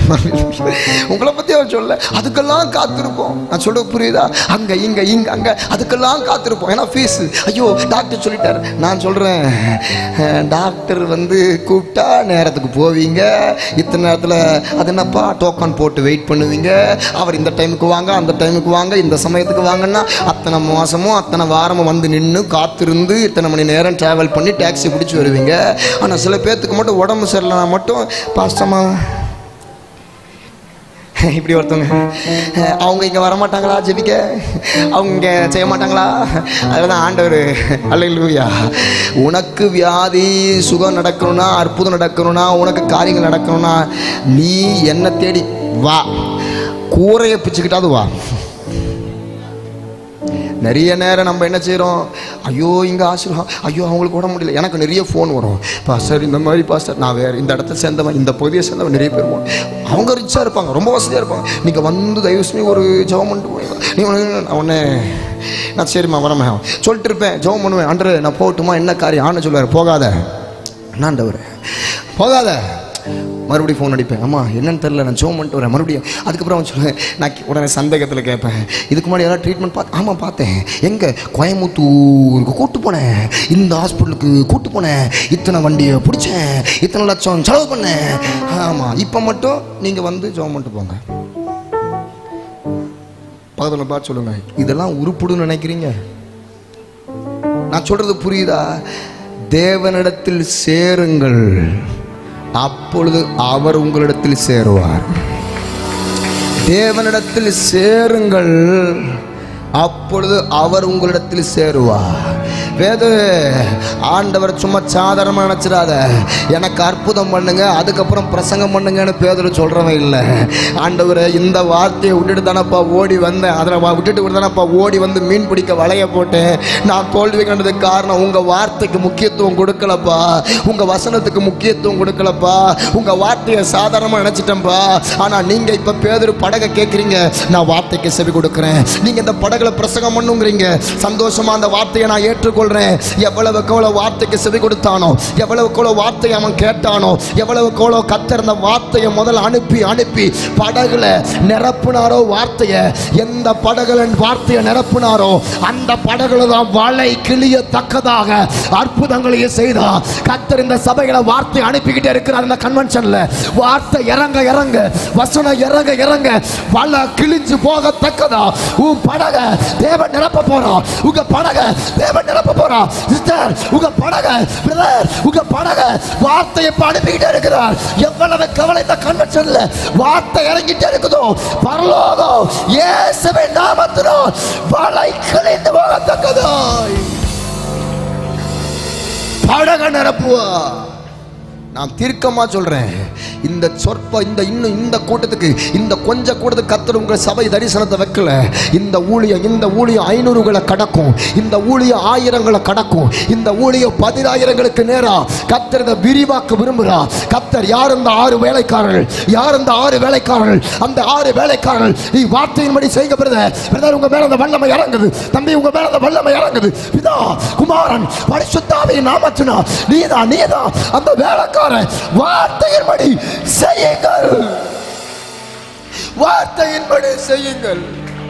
பேதுரு அதனாலதான் அவன் பார்க்கிறான், படகு நிரம்பிடுச்சு. முதல் வார்த்தையை நிரப்பினாரு, 2வது படகுல ஆசீர்வாதத்தையே நிரப்பிட்டாரு. இப்ப பார்க்கிறான், அதனாலதான் 8ஆம் வசனத்துல சொல்றான், சீமோன் பேதுரு அவரை நோக்கி, ஆண்டவரே 7:8 சொல்றான், ஆண்டவரே நான் 8:9 ஆண்டவரே என்னை விட்டு நீங்க அகன்று போங்க, நீர் என்னை விட்டு போக வேண்டும், நான் பாவியான மனுஷன். ஏன் தெரியுமா சொன்னான்? வார்த்தைக்கு முக்கியத்துவம் கொடுக்காம ஓடன என்ன நீங்க தேடி வந்து என் படகை நிரப்பிட்டீங்களப்பா. எவ்வளவு நல்லவரப்பா நீங்க. உங்களை விட்டு தூரம் போனவன்பா, உங்க வசனத்துக்கு பெரிய நாட்டம் இல்லாதவன்பா, நான் விலகி ஓடினவன்பா. நான் எத்தனை தரம் உங்களை விட்டு உண்மை விட்டு விலகி போனாலும் நீங்க அத்தனை முறை என்னை தேடி வந்தீங்களப்பா. அதனாலதான் பேதுருவேன், ஆண்டவர் டே நீ அத்தனை முறையும் நான் உன்னை தேடி வந்த நீ உணர்ந்துட்ட பாத்தியா? டே சபாஸ், இந்த கல்லின் மேலதான் என் சபையை நான் கட்ட போறேன், இந்த கல்லின் மேலதான் என் சபையை நான் கட்ட போறேன். இது தீர்க்க தரிசனம், இது தீர்க்க தரிசனம். யாருக்கோ இது வாக்குத்தத்தமாவே கர்த்தர் கொடுத்திருக்கிறார். நான் என் சபையை இந்த கல்லின் மேல சந்தேகம் இல்ல பேதுரு, நீ நீ நான் தான் உன்னை இந்த வார்த்தையை சொல்லி எழுப்புற. என் சபையை நான் கட்ட போறேன்டா உன்னை வச்சு. வார்த்தைக்கு முக்கியத்துவம் கொடுத்தவன். இந்த வார்த்தைகளிலிருந்து எங்களுக்கு என்ன பாச சொல்ல விரும்புங்க? நல்ல மனுஷன் பழைய வழியை எடுத்து புதிய வழியை எடுத்து கொடுக்குற மனுஷகுமாரனுக்கு ஒப்பா இருக்கிறான். நான் எப்பவுமே ஏதோ புதுசை மட்டும் பேசிட்டு பழசை விடுறவனும் இல்லை, பழசை மட்டும் பேசிட்டு புதுசை விடுறவனும் இல்லை. இதே போல வார்த்தைக்கு முக்கியத்துவம் கொடுத்த இன்னொருத்தர் இருக்கிறான். அவன் யார் பாஸ்டர்? பழைய ஏற்பாட்டில் அவன் தான் எலியா. பழைய ஏற்பாட்டில் நீங்க கவனிச்சு பார்த்தீங்கன்னா இந்த எலியா என்று சொல்லக்கூடிய ஒரு தேவதாசன், எலியா என்று சொல்லக்கூடிய தேவதாசன் கீழையாத்தின் குடியில திஸ்பீன் ஆகிய எலியா என்று சொல்லுகிறவன், அவன் காலத்தில் அங்க இருக்கிற ஆகாப் என்கிற ராஜா பயங்கரமா நிற்கிறான். ஏன் தெய்வம் பெருசு, ஏன் சாமி பெருசுன்னு பயங்கரமா ஏசபேலும் ஆகாப்பு எழுமி நிற்கும் போது நடந்த விஷயம் என்ன? இந்த எலியாவை கர்த்தர் எடுத்து பயன்படுத்துறா. ஏன் வாக்கின் படியே அன்றி இந்த வருஷத்துல பனியும் மழையும் பெய்யாதிருக்கும்னு சொல்லி இஸ்ரவேலின் தேவனாகிய கர்த்தருக்கு முன்பாக நிற்கிற நான் அவருடைய ஜீவனை கொண்டு சொல்லுகிறேன் சொல்லி 1 17 அதிகாரம் 1 வசனத்துல சொன்ன இந்த எலியா, தேசம் முழுக்க மழை இல்லை, தேசம் முழுக்க ஒரு பெரிய பஞ்சம். இந்த பஞ்சத்துல எலியாவுக்கு கர்த்தருடைய வார்த்தை வருது. எலியா கேட்கிறான், ஆண்டவரே பெரிய பஞ்சம், சாப்பாட்டுக்கே வழி இல்லை, பெரிய பஞ்சம்.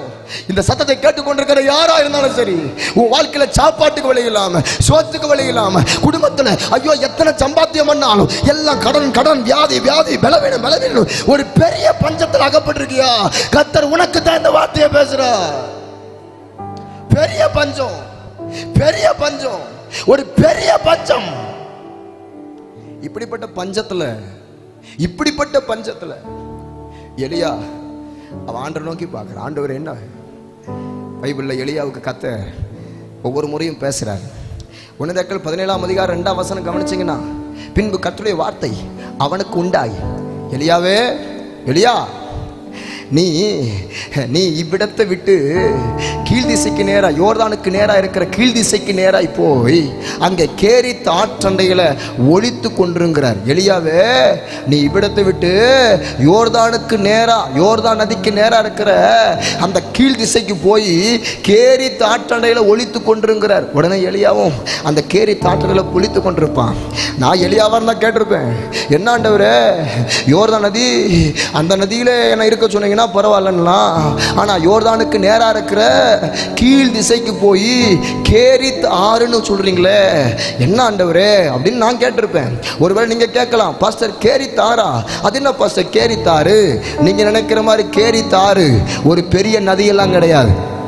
நீங்க நினைக்கிற மாதிரி கேரித் ஆறு ஒரு பெரிய காரியங்கள் அல்ல, பெரிய ஆறு கிடையாது. நடந்த விஷயம் என்ன? இந்த யோர்தான் நதி என்று சொல்கிற நதியில பிரிந்து ஓடுகிற ஒரு சின்ன ஒரு ஓடை, ஒரு சின்ன ஒரு வாய்க்கால் தான் இந்த கேரித் ஆறு. கர்த்தர் சில நேரம் வார்த்தை அனுப்பி நீ கீழ்ப்படுகிறியான்னு பார்ப்பாரு.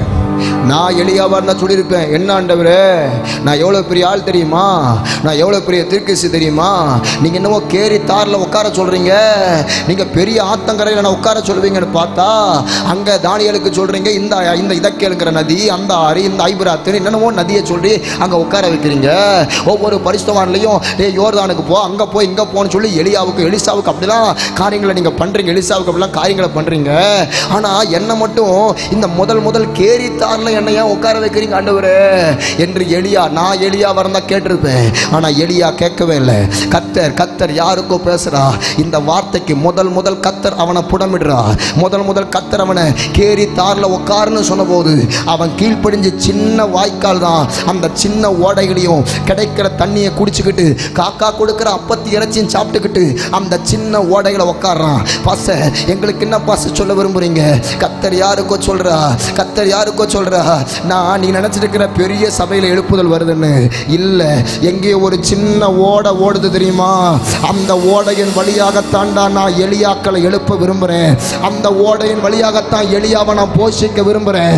அந்த ஓடையின் வழியாகத்தான் எலியாவின் தேவன் எங்கே நான் காட்ட விரும்புகிறேன். நீ நினைச்சிருக்கிற பெரிய மெகா சர்ச், நீ நினைச்சிருக்கிற பெரிய தேவாலயம், நீ நினைச்சிருக்கிற பெரிய உங்களுக்கு புரியுற மாதிரி சொல்றேன். நிறைய பேர் நினைச்சிட்டு இருந்தாங்க, ஆண்டவர் சொல்லிட்டாரு, எப்பா 500 பேருக்கு தரிசனம் காமிச்சு சொல்லிட்டாரு, டேய் நீங்க எருசலேம் நகரத்துல காத்துருங்கடா, பரிசுத்தாவி மேல இருந்து அனுப்புவேண்டான்னு சொன்ன போது உடனே நடந்த விஷயம் எல்லாரும் அந்த எருசலேம்ல காத்துக்கிட்டு இருந்தாங்க. நீங்க நல்லா கவனிச்சு பாருங்க, எருசலேம்ல எங்க காத்திருந்தாங்க? மேல் வீட்டு அறையில காத்திருந்தாங்க. ஒருவேளை நியாயப்படி பார்த்தா பைபிள்ல 2 பெரிய தேவாலயம், ஒரு தேவாலயம் எருசலேம் தேவாலயம், ஏரோதுவின் காலத்துல கட்டப்பட்ட எருசலேம் தேவாலயம், இயேசு கிறிஸ்து இருந்த காலகட்டத்தில். இன்னொரு தேவாலயம் அந்தியோகியா தேவாலயம், அப்போஸ்தலர் 13ஆம் அதிகாரத்தில் அந்தியோகியா தேவாலயம். இந்த 2 தேவாலயம் தான் அன்றைக்கு பெரிய தேவாலயம். உங்க பைபிள்ல ஜபாலயம் படிக்கிறீங்களே, அதெல்லாம் கிராமங்கள், அதாவது கிராம சபை, ஜெபிப்பதற்கென்று யூதர்களுக்காக ஆங்காங்கே சிறு சிறு ஆலயமாய் கட்டினார்கள். அதற்கு பெயர் உங்க பைபிள்ல ஜபாலயம். ஆனால் இயேசு பெரிய பெரிய தேவ ஆலயத்துல எத்தனை அற்புதம் செய்தார்? ஹலோ, எத்தனை அற்புதம் செய்தார், எத்தனை காரியங்களை செய்தார். நீங்க நல்லா யோசிச்சு பாருங்க. ஆனா 18 வருஷ கூனிய எங்கேயோ ஜபாலயத்துல கிராமத்துல கிடக்கிற சாதாரண சபைகளை 18 வருஷம் சாத்தான் கட்டி வச்சிருந்த ஆபிரகாமின் குமாரத்தியை உயிரோட எழுப்பினார். மார்க் 1ஆம் அதிகாரம் 21, 22, 23 ஜபாலயத்துல கப்பர்நகூம்னு சொல்லுகிற ஆலயம், அங்க இருக்கிறதான கலிலேயாவில் இருக்கிற ஆலயம், ஒவ்வொரு ஜபாலயத்துல கர்த்தர் பிசாசு பிடிச்சவனை கர்த்தர் விடுதலையாக்கினார். லூக்கா 13ஆம் அதிகாரம் 10-13 வசனம் வரைக்கும் 18 வருஷ கூனிய மீண்டும் உயிர் அடைய பண்ணினார். கர்த்தர் எங்கெல்லாம் அற்புதம் செய்தாரோ அந்த ஒவ்வொரு ஆலயம் ஜபாலயம். நீங்க ஒருவேளை கேட்கலாம், அப்ப பெரிய சர்ச்சில் திட்டம் இல்லையா பாஸ்டர், பெரிய காரியங்களை திட்டம் இல்லையா பாஸ்டர்? நான் உங்களுக்கு ஒரு திருக்கசனம் சொல்லுகிறேன். இன்னைக்கு பெரிய பெரிய மெகா சர்ச்சை நீங்க எதிர்பார்க்கிறீங்க. ஆனால் ஆண்டவன் சிறு சபைகளை கொண்டு தான் பெரிய திட்டம் வைத்திருக்கிறார். எப்படி பாஸ்டர்? உபாகமம் 7ஆம் அதிகாரம் 6-7 போடப்பட்டிருக்கு. இஸ்ரவேல் ஜனமே, நீங்க சகல ஜனங்களை பார்க்கலாம், திரட்சியான ஜனம் நான் உங்களை தெரிந்து கொள்ளல, சகல ஜனங்களை பார்க்கலாம், நீ கொஞ்சம் ஜனம்தான், ஆனா உங்களை தான் கர்த்தர் தமக்கு சொந்த ஜனமா இருக்க தெரிந்து கொண்டார்னு போடப்பட்டிருக்கு. பாஸ்டர், இது பழைய ஏற்பாடு பாஸ்டர், புதிய ஏற்பாட்டுல என்ன பாஸ்டர் சொல்றீங்க? லூக்கா 12ஆம் அதிகாரம் 32ஆம் வசனத்துல நம்முடைய ஜனங்களை சீசரை பார்த்து, பயப்படாதே பெரிய மந்தையன்னு சொல்ல, பயப்படாதே சிறு மந்தையே, பிதா உனக்கு ராஜ்யத்தை கொடுக்க பிரியமாய் இருக்கிறார். பிதா உனக்கு ராஜ்யத்தை கொடுக்க பிரியமாய் இருக்கிறார். ஆத்தும அறுவடை சபையே, பயப்படாத, பிதா உனக்கு ராஜ்யத்தை கொடுக்க பிரியமாய் இருக்கிறார். அப்ப ஆண்டவர் எலியாவை உருவாக்குற இடம், எலியாவை ட்ரைனிங் பண்ற இடம், எலியாவை பயன்படுத்துற இடம். ஓ, அந்த கேரி தாரா ஒரு சின்ன ஓடையா? ஒரு சின்ன ஓடையின் வழியாக தாயா கர்த்தர் தம்முடைய தாசர்களை எழுப்ப விரும்புறான். கர்த்தர் யாருக்கோ திருக்கசனம் பேசுறான். இந்த சின்ன ஓடையா இருக்கிற ஆத்தும அறுவடை திருச்சபைகளை நான் உன்னை உட்கார வச்சிருக்கிறேன்னா, இங்க இருந்துதான் பல எழுப்பு திருக்கசிகளை எழுப்ப போறேன். இங்க இருந்துதான் பல எழுப்புதல் ஊழியக்காரரை எழுப்ப போறேன். இங்க இருந்துதான் பல அப்போஸ்தலர்கள் நல்லா ஆர்ப்பரிச்சு இந்த அபிஷேகம் எனக்கு வரட்டும், இந்த அபிஷேகம் பிடிக்கட்டும், இந்த அபிஷேகம் விடாத. நான் தான் அந்த ஊழியக்காரி, நான் தான் அந்த ஊழியக்காரன், என்ன கரத்தில் எடுப்பீராக, கரத்தில் எடுப்பீராக. எலியா, நான் எலியாவர்தான் கேட்டிருந்தேன், எனக்கு எதுக்கு சின்ன ஓட? அவன் கேட்க மாட்டான். எலியா கர்த்தருடைய சத்தத்துக்கு கீழ்ப்படுகிறான், கர்த்தருடைய வார்த்தை கீழ்ப்படுகிறான். அதில் தான் சின்ன ஓட.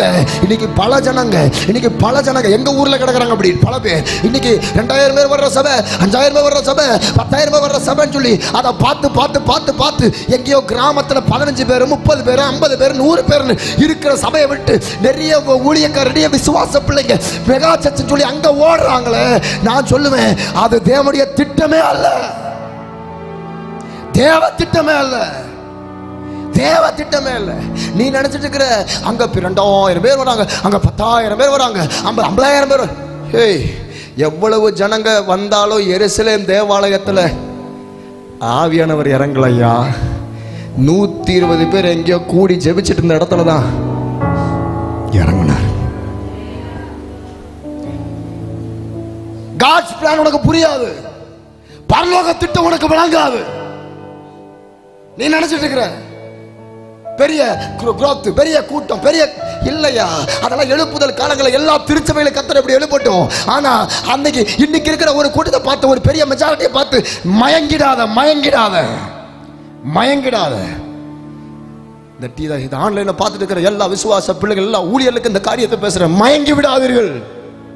ஆடம்பரத்தை பார்த்து, பெரிய கூட்டத்தை பார்த்து, நிறைய கூட்டத்தை பார்த்தா தான் பக்தி பரவசம் சில பேருக்கு. அப்பதான் ஆவியானவர் பலமா இறங்குறாராம் பிரதர், பலமா இறங்குறாராம். நான் சொல்றேன், பெரிய கூட்டம் இருப்பதல்ல, அந்த கூட்டத்தை பார்த்து பக்தி பரவசம். சில நேரம் ஊழியக்காரர் கூட பெரிய கூட்டம் இருந்தால் தான் பயங்கரமா பிரசங்கம் பண்ணுவாங்க. பெரிய கூட்டம், ஒரு நாள் ஆவியானவர், நான் என் அனுபவத்திலிருந்து நான் தீர்க்கமா சொல்றேன், எனக்கு பெரிய கூட்டத்தின் மத்தியிலே நான் பிரசங்கம் பண்ணியிருக்கேன். ஆனா வெறும் 20 பேர் 30 பேர் 15 பேர் கிடக்கிறேன் கிராம சபையில. இன்னைக்கும் டேட் கொடுக்குறேன், இன்னைக்கும் பிரசங்கம் பண்றேன். ஆனா ஆயிரங்கள் இருக்கிற சபையை விட எங்கேயோ சொற்ப கூட்டம் இருக்கிற இடத்துல ஆவியானவர் அவ்வளவு ஆழமா பேசுறான், அவ்வளவு ஆழமா அபிஷேகிக்கிறான், அவ்வளவு ஆழமா அந்த பிள்ளைகள் சுவிசேஷம் அறிவிக்கிறாங்க, தீர்க்கதரிசனம் உரைக்கிறாங்க. பெரிய பெரிய அற்புதங்களை அந்த சிறு சபைகள் விடாத பரலோக பிதாவே, இந்த வல்லமை, இந்த அபிஷேகத்தில் எங்கள் சபை முன்னேறுவதாக. எலியாவை பார்த்து சொல்றேன், அதுவும் சொல்றாரு, கீழ் திசைக்கு நேரா போன. என் பாஸ்டர், ஒரு காலத்துல நல்லா இருந்தேன் பாஸ்டர், ஆனா இன்னைக்கு கீழே நான் கிடக்கிறேன். கர்த்தர் தான் உன்னை கீழ் திசை கொண்டு போயிருக்காரு. ஒரு காலத்துல நல்லா மேன்மையா இருந்தேன் பாஸ்டர், பெரிய உயர்வுல இருந்தேன் பாஸ்டர், ஆனா இன்னைக்கு என் குடும்பம் கீழே போயிடுச்சு, என் வேலை கீழே போயிடுச்சு, என் வாழ்க்கையிலையும் கீழே தான் கிடக்கிறேன். அப்படி யாரும் இருக்கீங்க, கர்த்தர் சொல்றா, நீ கீழே போக. இன்னைக்கு கீழான நிலைமையில் இருக்கிறதுக்கு காரணம் நான் தான் உன்னை அந்த அனுபவத்தில் நடத்துகிறேன், நான் தான் உன்னை அனுபவத்தில் நடத்துகிறேன். ஏன்னா எலியாவே, வாழ்ந்திருக்கும் உனக்கு தெரியணும், தாழ்ந்திருக்கும் உனக்கு தெரியணும். எவ்விடத்திலும் எல்லாவற்றிலும் திருப்தியாக இருக்கவும், பட்டினியாக இருக்கவும், பரிபூர்ணம் அடையவும், குறைவுபடவும் உனக்கு தெரிந்திருக்கணும். அந்த நிலையில் உள்ளவன் தான் இந்த வார்த்தையை சொல்ல முடியும். என்னை பலப்படுத்துகிற கிறிஸ்துவினால எல்லாவற்றையும் செய்ய எனக்கு பலன் உண்டு. என்னை பலப்படுத்துகிற கிறிஸ்துவினால எல்லாவற்றையும் செய்ய எனக்கு பலன் உண்டு. என்னை பலப்படுத்துகிற கிறிஸ்துவினால எல்லாவற்றையும் செய்ய எனக்கு பலன் உண்டு. எல்லாவற்றையும் செய்ய எனக்கு பலன். மரண இருளின் பள்ளத்தாக்கில் நடக்க நேர்ந்தாலும் என் அப்பா என்னோடு இருப்பதால பயப்பட மாட்டேன். மரண இருளின் பள்ளத்தாக்கில் நடக்க நேர்ந்தாலும் என் அப்பா என்னோடு இருப்பதால் பயப்பட மாட்டேன். எனக்கு விரோதமா ஆயிரங்களும் 10,000 எழுந்தாலும் அஞ்சிட மாட்டேன். எனக்கு விரோதமா ஆயிரங்களும் 10,000 எழுந்தாலும் அஞ்சிட மாட்டேன். எனக்கு விரோதமா எத்தனை கூட்டம் எழும்புனா என்ன, எத்தனை காரியங்கள் நடந்தா என்ன? எலியாவை ஆண்டவர் சொல்றார், கீழ் திசைக்கு போவியா? போற ஆண்டவரே. பைபிள்ல கீழ் திசைக்கு தான் கர்த்தர் கொண்டு போவார். இஸ்ரவேலா கர்த்தர் யாக்கோவை பயன்படுத்தினாரு. நீங்க ஆதியாகமம் 29ஆம் அதிகாரம் 1ஆம் வசனம் கவனிச்சு பாருங்க. யாக்கோபு பிரயாணம் பண்ணி கீழ் திசையின் தேசத்திற்கு போய் சேர்ந்தான். கீழ் திசைக்கு நேரா போய் அவன் போய் சேர்ந்தான்னு போடப்பட்டிருக்கு. யாக்கோபு பிரயாணம் பண்ணி கீழ் திசையாரின் தேசத்திற்கு போய் சேர்ந்தான். கோலும் கையுமா போனான். அல்லேலூயா. கர்த்தர் யாருக்கோ சொல்றார், சில நேரம் எல்லாம் உன்னை வச்சிருப்பண்டா யாக்கோபு, சில நேரம் ஒண்ணுமே இல்லாம கோலும் கையுமாவும் உன்னை ஊழியத்தை நடத்துவேண்டா. சில நேரம் யாருக்கோ கர்த்தர் சொல்றாரு, என் பேங்க்ல பெரிய டெபாசிட் இல்லை, என் குடும்பத்தில் அத்தியாவசிய தேவை கூட என்கிட்ட போதிய காரியம் இல்லை. அப்படி சிலர் இங்கே அமர்ந்திருக்கீங்க. கர்த்தர் சொல்றார், உனக்கு செலவுக்கு கூட பாக்கெட் மணி இல்லாம கஷ்டப்பட்டு வாழ்ற சில குடும்பங்கள் இங்கே அமர்ந்திருக்கிறீங்க. கர்த்தர் உனக்கு சொல்றார், எது இல்லாட்டா என்ன மகன், நீ கோலும் கையுமா போற ஆளா இருந்தாலும் நான் உன்னை யாக்கோபா அந்த பாதையில் நடத்துறேன். வேற ஒன்றும் இல்லை.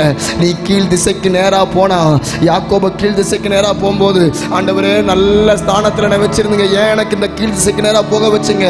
அது வேற ஒன்றும் இல்லை. இவ்விரண்டு பரிவாரங்களையும் உனக்கு இந்த கீழ் திசையின் வழியாகத்தான் நான் உன்னை உயர்த்த போறேன் யாக்கோவே. இந்த கீழ் திசையின் வழியாகத்தான் உன்னை உயர்த்த போறேன் யாக்கோவே. இந்த கீழ் திசையின் வழியாகத்தான் நான் உன்னை உயர்த்த போறேன் யாக்கோவே. இந்த கீழ் திசையின் வழியாகத்தான் நான் உயர்த்த போறேன். கீழ் திசையின் வழியாக. சமீபத்தில் திருப்பூர்ல ரொம்ப கஷ்டப்படுறாங்க விசுவாச பிள்ளைகள். எல்லாரும் சொந்த வீடு கிடையாது, எல்லாம் வாடகை வீட்டில் வாழ்கிறவங்க. திருப்பூரோட ஜங்ஷன் மாதிரி. தஞ்சாவூரில் கிடக்கிறவங்க, புதுக்கோட்டையில் கிடக்கிறவங்க, மயிலாடுதுறையில் கிடக்கிறவங்க, ஒவ்வொரு டிஸ்ட்ரிக்டில் உள்ளவங்களும் கஷ்டப்படுற குடும்பம் பஞ்சம் பிழைப்பதற்காக தஞ்சம் அடைகிற ஊர் தான் திருப்பூர். ஆனால் இந்த திருப்பூரில் போதிய வேலை இல்லாதனால, போதிய பனியன் தொழில் உயர்ந்த ஸ்தானத்தில் இல்லாதனால, ஒரு பெரிய சாபம் திருப்பூரை பிடிச்சதுனால தான் இன்றைக்கும் தமிழ்நாட்டில் எதிர்ப்பு உள்ள ஃபஸ்ட் டிஸ்ட்ரிக்ட் திருப்பூர். பயங்கரமான எதிர்ப்பு, பயங்கரமான காரியங்கள். இத்தனை காரியங்கள் நடந்தாலும் அதின் மத்தியிலையும் இந்த ஜனங்க வேலை இல்லாமல் இவ்வளவு போராட்டம், இவ்வளவு பலவீனம் எல்லாம் இருந்தாலும் சில குடும்பத்தை விசாரிப்பேன், என்ன வாடகை கட்டிட்டீங்களா? இல்லை, 2 மாதம் வாடகை கட்ட முடியல, வீட்டு வாடகை. சில வாடகை கட்டிட்டீங்களா? 4 மாதம் வாடகை கட்ட முடியல, 5 மாதம் வாடகை கட்ட முடியல. அப்படி கஷ்டப்படுற விசுவாச பிள்ளைகள் தான் சபைக்கு வராங்க. அப்படி கஷ்டப்படுற தகப்பன்மார். ஒரு தகப்பனார் 70 வயசு நிரம்பினவர். அவருக்கு அவருடைய மனைவி 40 வயசுல இறந்துட்டாங்க. நாமக்கல் ஊருக்காரு. 40 வயசுல அவங்க மனைவி இறந்ததுனால நடந்த விஷயம் என்ன? இருந்த இடத்த ஒரு சாலை போட்டாவது இனி நம்ம வாழ்ந்துக்கலாம்னு சொல்லி சாலையை போட்டிருக்கும். அவர் பெற்றெடுத்த ஒரே மக, ஒத்த பிள்ளை. தான் புருஷன்காரனோட வந்து இறங்கி, அப்பா என்னப்பா செய்யற? கூடாரம் போடுறோமா, சாலை போடுறோமா? எதுக்கு? இந்த இடம் தான் அம்மா பேர்ல இருக்குல்ல, இந்த இடம் அம்மா பேர்ல இருக்குல்ல, இது எனக்கு தான் சொந்தம், நீ காலி பண்ணு. பெத்த தகப்பனைய ஒரே மக, ஒத்த பிள்ளை, காலி பண்ணுட்டா. வயது முதிர்ந்த அந்த மனுஷன் கொஞ்ச நாள் தான் தம்பி வீட்டுக்கு போனார். அங்கே சில சலசலப்பு. கொஞ்ச நாள் தெரிஞ்சவங்க வீட்டுக்கு, அங்கே சில சலசலப்பு. கோயம்புத்தூருக்கு போய் செக்யூரிட்டி வேலை செய்கிறார். அங்கேயும் பெரிய அளவில் காரியங்கள் இல்லை. கடைசியாக அவர் திருப்பூரில் தஞ்சடைஞ்சிட்டார்.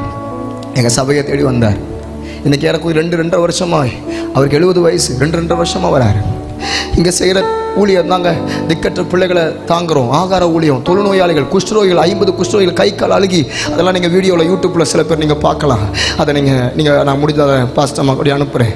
இப்படி நிறைய ஊழியங்கள், எண்ணற்ற சமுதாய பணி, ஆத்துமாதாய பணி, சபைகளை திடப்படுத்துகிற ஊழியம்னு ஏறக்குறைய மாதத்தில் 500 பிள்ளைகளுக்கு, திக்கற்ற பிள்ளைகள், ரோட்டில் உள்ளவங்க, பிளாட்பாரத்தில் கிடக்கிறவங்க, கை கால் விளங்காமல் கிடக்கிறவங்க, அவங்களுக்கெல்லாம் ஆகாரத்தை போஷிக்கக்கூடிய ஊழியத்தை கடந்த வருஷம் முழுக்க அந்த ஊழியத்தை செய்யும்போது இன்னைக்கு சமீப காலமாக 6 மாதமாக 7 மாதமாக மிகவும் தரித்திரமான ஒரு நிலைமையில சபையும் அங்கே இருக்கிற மக்களும் திருப்பூர்ல அவ்வளவு நெருக்கம், வனாந்தரம், கீழ் திசையை நோக்கி தான் மக்கள் இன்னைக்கு போயிட்டு இருக்கிறாங்க. ஒரு பெரிய நெருக்கம். ஆனால் இப்படிப்பட்ட சூழ்நிலை இருந்தாலும் அந்த 70 வயது நிரம்பின அந்த மனிதன் அவர் எங்கள் சபையை தேடி வந்தார். கஷ்ட சூழ்நிலைகளையும் ஊழியத்தின் காரியங்களையும் ஊழியக்கார் இவ்வளவு தியாகாமல் நிற்கிறாரு, இவ்வளவு கஷ்டப்படுறாரு எங்கள் பாஸ்டர். நீங்கள் பார்க்குற இதெல்லாம் இது இல்லை. என் கூட நீங்கள் ஒரு 2 நாள் 3 நாள் நீங்கள் ட்ராவல் பண்ணீங்கன்னு எனக்கு தெரியும், உங்களுக்கு தெரிஞ்சிடும் எல்லாமே. இது இல்லை. இப்போ நாங்கள் வந்திருக்கிறோமே, இதெல்லாம் எங்கள் வெளியில் தான். அப்படி உள்ளான இதயத்தில் பல காயங்கள், பல வடுக்கள், பல வனாந்தரங்கள், பல சூழ்நிலைகளில் சபை நெருக்கத்தின் பாதைகளை எங்கள் மக்கள் கஷ்டப்படுறதும் நெருக்கப்படுறதும் நான் காண்கிறேன். ஏறக்குறைய 70 வயசு நிரம்பின அந்த தகப்பனார் எங்கள் கஷ்டத்தையும் காரியங்களையும் பார்த்துட்டு அவர் எனக்கு அப்பப்போ திடீர்னு 2000, அப்பப்போ திடீர்னு 3000, அப்பப்போ திடீர்னு 15 நாளுக்கு ஒரு முறை, இப்படி திடீர்னு 1000 அப்படின்னு சொல்லி எல்லாத்தையும் கொடுத்துட்டு இருப்பார். எனக்கு ஒன்றுமே புரியல. நான் அவரை பார்த்து ஒரு நாள் கூப்பிட்டு கேட்டேன், அப்பா நீங்கள் என்ன வேலை செய்கிறீங்க அப்படின்னு கேட்டேன். அவர் கொஞ்சம் என்கிட்ட சத்தத்தை குறைச்சி என்கிட்ட சொன்னார், நான் செக்யூரிட்டி வேலையிலலாம் அப்போ இருந்தேன், எனக்கு இப்போ 70 வயசு ஆனதுனால உங்களுக்கு இந்த வேலையெல்லாம் தர முடியாதுட்டாங்க. நான் இப்போ கம்பெனியில் கிடக்கிற எல்லா பாத்ரூமையும் கக்கூசியும் நான் தான் க்ளீன் பண்ணுறேன். அந்த மனுஷன் பையை பிடிச்சிக்கிட்டு இப்படித்தான் நடப்பார். 70 வயசு, சபை 3வது மாடியில் இருக்கு. பிடிச்சி கம்பியை பிடிச்சி தான் ஏறி நடப்பார். அப்படிப்பட்ட தகப்பனார் உலகம் கைவிட்டு, உறவுகள் கைவிட்டு, எல்லாரும் கைவிட்ட நிலைமையில் அந்த மனிதன் எங்கேயோ, அவருக்கு உடம்பு முடியலன்னா கூட அவரை விசாரிக்கிறதுக்கு ஆள் கிடையாது. அப்படிப்பட்ட நிலைமையில் கிடக்கிற அந்த 70 வயது நிரம்பின அந்த மூதாட்டி, அவர் ஞாயிற்று ஒவ்வொரு நாட்கள், இடைப்பட்ட நாட்களில் நான் சர்ச்சில் அதிகாலை 5 to 7 மணி வரைக்கும், 6:30 7 மணி வரைக்கும் சபையை சுற்றி, எங்கள் சபை 47க்கு 16, 46க்கு 17, அந்த சபையை முழங்காலே, அந்த செவுத்தை பிடிச்சி முழங்காலே சுற்றி வருவேன். நான் 10 முறை சுற்றுறேன், 7 முறை சுற்றுறேன்னா உடனே அவர் வந்துடுவார். அதிகாலை ஜபத்துக்கு வந்துட்டு, வாலிப பசங்க செய்ய முடியாத, எங்கேயோ முதிர்ந்த ஒரு வயசான மனுஷன், பாஸ்டர் என்னால் 10 முறை முழங்கால் நடக்க முடியாது, ஆனால் 1 முறை முழங்கால் நடக்கிறேன்னு செவுத்தை பிடிச்சிக்கிட்டு ரச்சிங்க செய்யுங்க ஆண்டவரே, ஆத்துமாக்களை தாங்க தாங்க. அந்த முழங்காலையே அந்த சர்ச்சை சுற்றி திருப்பூருக்காக, தமிழ்நாட்டில் இருக்கிற எல்லா மாவட்டத்துக்காக, தேசத்துக்காக 70 வயசு நிரம்பின ஒரு வயதான தகப்பனார் அழுதுகிட்டே அவர் ஜெபத்தை முடிச்சுட்டு கஷ்டப்பட்டு அவர் எந்திரிக்கும் போது கூட இதை பிடிச்சிக்கிட்டு இப்படி தான் எந்திரிப்பார். அப்படிப்பட்ட நிலையில கிடக்கிற ஒரு தகப்பனார். நான் அவரை பார்த்து கேட்டேன், நீங்க பாத்ரூம் கழுவுறீங்களே, எவ்வளோ கிடைக்கும்? எனக்கு ஏறக்குறைய 4000 கொடுப்பாங்க, 6000 கொடுப்பாங்க. வீட்டு வாடகைக்கு அது தேருமான்னு தெரியாது, அவர் சாப்பாட்டுக்கு அது தேருமான்னு தெரியாது. ஆனால் அந்த நிலைமையிலையும் இப்படி பணத்தை இறைப்பார், எனக்கு இப்படி கொடுப்பார். நீங்கள் எது கொடுத்தாலும் அவங்களுக்கு இவங்களுக்கு செஞ்சிருவீங்க. இது உங்களுக்கு. நான் அந்த காணிக்கை வாங்கும்போது எத்தனையோ முறை அவரை வாங்க மாட்டேன்னு நான் தள்ளுவேன். ஆண்டவர் கொடுக்க சொல்றாரு. என்னால் ஊழியம் தான் செய்ய முடியாத, வயசாயிடுச்சு. நீங்கள் எல்லா இடத்துக்கும் ஓடுறீங்க, கிராமம், பட்டணம், மாவட்டம், தேசம்னு ஓடுறீங்க. அதனால நீங்கள்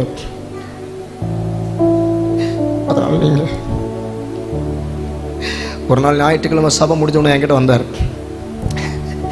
அப்படியே கிட்ட வந்தார்.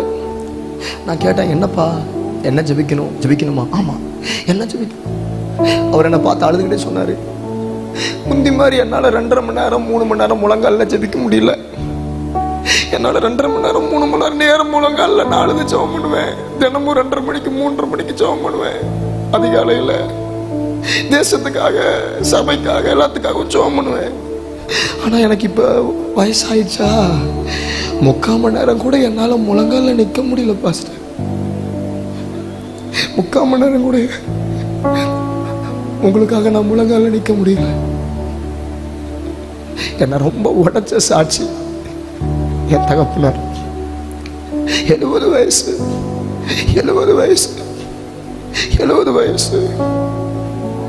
இன்னைக்கு எல்லாம் இருக்கிறவன் கர்த்தருக்காக செயல்பட முடிகிறது தெரியல.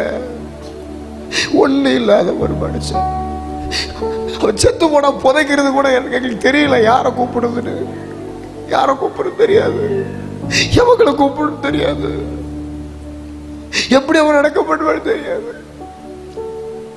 அப்படிப்பட்ட வயது நிரம்பின ஒரு மனுஷன்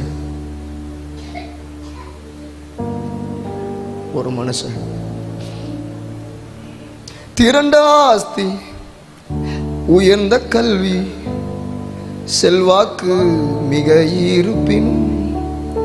திரண்ட ஆஸ்தி, உயர்ந்த கல்வி, செல்வாக்குகள் மிக இருப்பின். குருசை நோக்கி பார்த்த எனக்கு, குருசை நோக்கி பார்த்த எனக்கு, உரிய பெருமைகள் யாவும் அற்பமே, உரிய பெருமைகள் யாவும் அற்பமே. விந்தை கீரு ஸ்தேசுராஜா, உந்தன் சிலுவை என்னை, உந்தன் சிலுவை என்னை.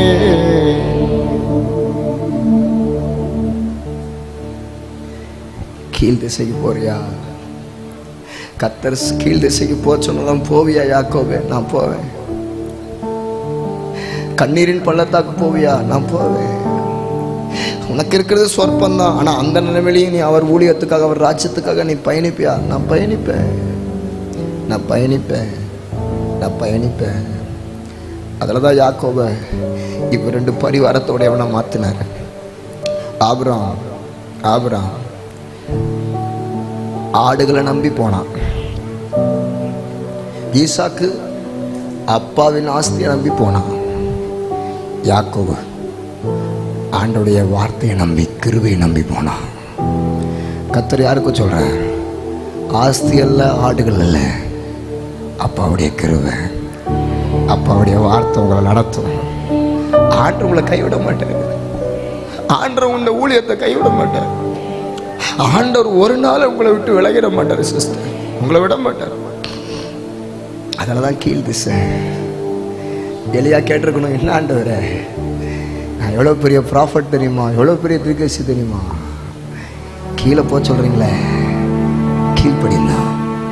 என்ன ஆண்டவரே, நான் எவ்வளோ பெரிய தீர்க்கதரிசி தெரியுமா, ஒரு கழுகை விட்டு அனுப்பிச்சிருக்கலாம், கழுகு ராஜ்யத்துக்கு அடையாளம், கழுகை விட்டு எனக்கு சாப்பாடு கொடுத்துருக்கலாம், அதையும் செய்யலை.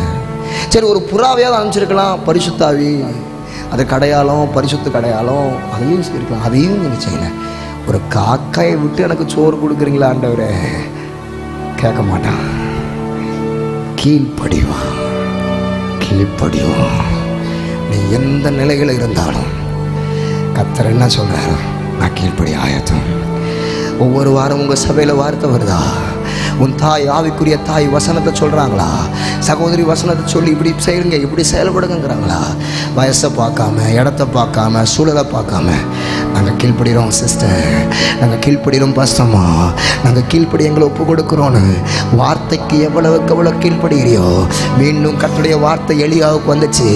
எலியாவே 6 வத்தி போச்சா? ஆமாம், 8, 9 சொல்கிறார். பின்பு கர்த்தருடைய வார்த்தை எலியாவுக்கு உண்டாகி, எலியாவே எலியாவே, நீ சீதோனுக்கு அடுத்த சாரிபாத் ஊருக்கு போய் அங்கே தங்கிரு, உன்னை பராமரிக்கும்படிக்கு அங்கே இருக்கிற ஒரு விதவைக்கு நான் கட்டளையிட்டேன்னு. அவன் நினச்சிருக்கணும், ஒருவேளை என்ன ஆண்டவரே செய்கிறீங்க, விதவை வீட்டுக்கு போய் இருக்க சொல்கிறீங்களே, விதவை வீட்டுக்கு போய் இருக்க சொல்கிறீங்களே, இது நல்லா இருக்கா? விதவை வீட்டில் நான் போய் இருந்தால் ஊர் என்ன சொல்லும்? விதவை வீட்டில் நான் போய் தங்கினா உலகம் என்ன சொல்லும்? ஏற்கனவே நான் பரிசுத்தமாக வாழ்கிறவன், ஏற்கனவே எனக்கு விதமாக ஏசவேல் ஆகாப்புன்னு, இதில் வேற விதவை வீட்டில் போய் தங்கினா சாட்சி கிடாதா, காரியம் கிடாதா, என்ன நடக்கும், ஏது நடக்கும், என் பரிசுத்தம் ஒருவேளை அசுசிப்பற்றாதா? ஒன்றும் கேட்க மாட்டான். கர்த்தர் சொல்றாருனா வார்த்தையின்படியே கீழ்ப்படினா எலியா. கர்த்தர் சொல்றாரா, வார்த்தையின்படியே கீழ்ப்படினா எலியா. இதுவரைக்கும் கீழ் திசைகளை கொண்டு போன எலியாவை கர்த்தருடைய வார்த்தை வந்து சீதோனுக்கு அடுத்த சாரிபாத் ஊருக்கு போங்கிறாரு. ஏன் சீதோனுக்கு போ சொன்னாரு? ஏன் 1 ராஜாக்கள் 17ஆம் அதிகாரம் 8, 9 சீதோனுக்கு போ சொன்னாரு? ஏன்னா அதே 1 ராஜாக்கள் 16ஆம் அதிகாரம் 31ஆம் வசனத்துல அந்த சீதோன் தேசத்துல பிறந்தவன் தான் ஏத்பாகால்ங்கிற ஒரு ராஜா. அந்த ராஜாவுடைய குமாரத்தி தான் ஏசபேல். ஓஹோ, எலியா தலையை எடுக்க விரும்புகிற ஏசபேல் ஊருக்கு போன்னு சொல்லும் போதும் பயப்படாம போவியாடா எலியான்னு செக் பண்றாரா? அங்க எதிர்ப்பு இருக்கு, இங்க பிரச்சனை இருக்கு, அங்க போராட்டம் இருக்குன்னு பயந்து தெரியாத, பயப்படாம நீ புறப்பட்டு போன்னு சொல்றாரா எலியாவை? எலியா அதுக்கு கீழ்ப்படிஞ்சு போறானான்னு செக் பண்றாரா? அவனும் கீழ்ப்படிஞ்சு போறானா? அல்லேலூயா. கர்த்தர் யாருக்கோ சொல்றாரு, சீதோனுங்கிற இடம் அது ஏசபேலுடைய ஊரு. அப்படின்னா என்ன அர்த்தம்? எதிர்ப்பு தலையை எடுக்கக்கூடிய ஏசபேல் ஊரிலேயே கர்த்தர் எலியாவை வைக்கிறாருன்னா என்ன அர்த்தம்? கர்த்தர் பல எதிர்ப்புகள் இருக்கிற இடத்துல தான் எலியாவை வைக்கிறாருன்னா, எத்தனை நெருக்கங்கள் இருந்தாலும், பிரச்சனைகள் எழும்பினாலும் அந்த இடத்துல தான் கர்த்தர் உங்களையும் வச்சு எலியாவை போல ஏதோ ஒன்றை செய்ய விரும்புறா. எலியாவை போல தம்முடைய கிரியைகள் நடப்பிக்க விரும்புறா. உனக்கு குடும்பத்தில் பிரச்சனை தான், உனக்கு சில ஏசபேல் இருக்கு, உனக்கு சில ஆகாப் இருக்கிறான். எத்தனை ஆகாப் எழும்பினா என்ன, எத்தனை ஏசபேல் எழும்பினா என்ன? அது ஊழியத்தில் வரலாம், அது அக்கம் பக்கத்தில் எழும்பலாம், அது வேலைகளை எழும்பலாம், அது உன் குடும்பத்தில் எழும்பலாம். எது எழும்பினால் என்ன? நீ எலாயா, நீ எலியா, நீ எலியா, எலியா, எலியா, நீ விடாம ஓடு, பயப்படாம ஓடுற. கர்த்தர் யாருக்கோ சொல்றாரு, நீ பயப்படாத. கர்த்தர் யாருக்கோ சொல்றாரு, நீ பயப்படாத. கர்த்தர் யாருக்கோ சொல்றாரு, நீ பயப்படாத. வியாதியை குறித்து பயப்படாத, சத்துருவேன்னு பயப்படாத, சுவிசேஷம் அறிவிக்க பயப்படாத, ஊழியம் செய்ய பயப்படாத, பயப்படாத, பயப்படாம ஓடு. பார்த்தா நீங்க சொல்றீங்க, நான் கீழ்ப்படிக்கிறேன். கர்த்தர் இப்படி தெரியுமா செய்யறாரு? இப்படி கீழ்ப்படிஞ்சதுனாலதான் கர்த்தர் கீழ் திசையில் இருந்த எலியாவை சீதோனுக்கு கொண்டு போனார். என்ன அர்த்தம்? சமனான இடத்துக்கு கொண்டு போனார். கர்த்தர் யாருக்கோ சொல்றார், கீழே கிடக்கிற எலியாவை கொஞ்சம் மேலே கொண்டு வருவேங்கிறாரு. கீழே கிடக்கிற எலியாவை கொஞ்சம் நான் மேலே உயர்த்துவேங்கிறாரு. மறுபடியும் எலியாவுக்கு கர்த்தருடைய வார்த்தை இறங்குச்சு. 1:18 வாசிக்கும் போது, பின்பு கர்த்தருடைய வார்த்தை எலியாவுக்கு உண்டாக ஆரம்பிச்சது. எலியாவே, நீ ஆகாபுக்கு முன்னாடி உன்னை காண்பீன்னு சொன்னபோது எலியாவை கர்மேல் மலைக்கு ஆண்டவர் கொண்டு போறார். அப்படின்னு என்ன அர்த்தம்? கீழே கிடந்த எலியாவை சமனான தேசத்தில் கொண்டு வந்தார். இப்ப சமனான தேசத்தில் இருந்த எலியாவை எல்லாரும் பார்க்கிற மாதிரி கண்மலை மேல உயர்த்துறாருன்னா, வார்த்தை வார்த்தை வார்த்தை வார்த்தை வார்த்தை வார்த்தை வார்த்தை வார்த்தை உன் குடும்பத்தில் வார்த்தை நிறைவேறும். உங்க சபையை கர்த்தர் எல்லாரும் பார்க்கிற மாதிரி உயர்த்துவா. உங்களை எல்லாரும் பார்க்கிற மாதிரி. இது தீர்க்கதரிசனம். ஒரு ஜெபம் எழமாட்டோம். இயேசுவின் நாமத்தினால் எல்லாரும் பார்க்கிற மாதிரி. மலையின் மேல் இருக்கிற பட்டணம் மறைந்திருக்க மாட்டாது. மலையின் மேல் இருக்கிற இந்த ஆத்தும அறுவடை திருச்சபை மறைந்திருக்க மாட்டாது. நீ மலை மேல் உள்ள பட்டணம், நீ மலை மேல் உள்ள பட்டணம், நீ மலை மேல் மலை மேல் மலை மேல் உள்ள பட்டணம். தம்பி தங்கச்சி, கர்த்தர் ஏதோ ஒன்று செய்ய விரும்புறா. ஏதோ ஒன்று நடக்குது, ஆவியில் உணர்றேன். ஏதோ ஒன்று தேவன் இப்ப உன்னை தட்டி எழுப்புறதுக்கு அந்த வார்த்தையை சொல்றா. நீ கீழே தான் கிடக்குற, ஆனா வார்த்தைக்கு முக்கியத்துவம் கொடுத்தீன்னா நான் சமனான பூமியில நிறுத்துவேன். இன்னும் வார்த்தைக்கு கீழ்ப்படிஞ்சினா ஆகாப் எல்லா ராஜாக்களும் காண்ற மாதிரி உன்னை கண்மலை மேல கர்மேல் மலை மேல நிறுத்துவேன் நிறுத்துவேன் நிறுத்துவேன். எனக்கு விளங்கிருச்சு பாஸ்டர், எனக்கு புரிஞ்சிச்சு பாஸ்டர். கீழே கடக்கிறவனை மேலே உயர்த்தினதுக்கு ரகசியமே வார்த்தை கீழ்ப்படிஞ்சான எலியா, வசனத்தை கீழ்ப்படிஞ்சான எலியா. எலியாவோட கர்த்தர் எத்தனை முறை தெரியுமா பேசினார்? 9 முறை கர்த்தர் பேசினார். எலியாவோட கர்த்தர் பேசினது 1 புத்தகம் 17:2, 17:8, 18:1, 19:9, 11, 13, 15, 21, 17, 18. கர்த்தர் 9 முறை எலியாவோட பேசுறார்.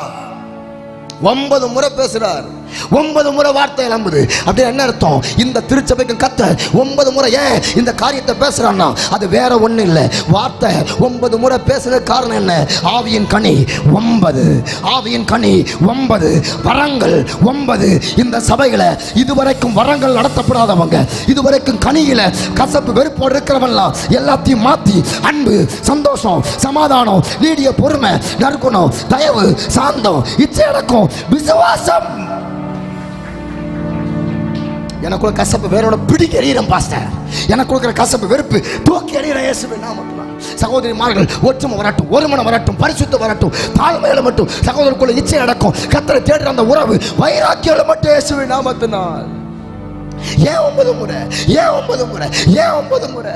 கர்த்தர் ஒவ்வொரு முறை பேசுற போதும், நீ கனிகள்ல எழும்பிடக்கூடியவனா மாறுடா, நீ வரங்கள்ல செயல்படுறா, வரங்களை விடாத, அபிஷேகத்தை விடாத, ஆவிய பகுத்தறிவு வரத்தை விடாத, வியாக்கியானம் என்ற வரத்தை விடாத, அந்நிய பாஷையை விடாத, திருக்கதரிசன வரத்தை விடாத.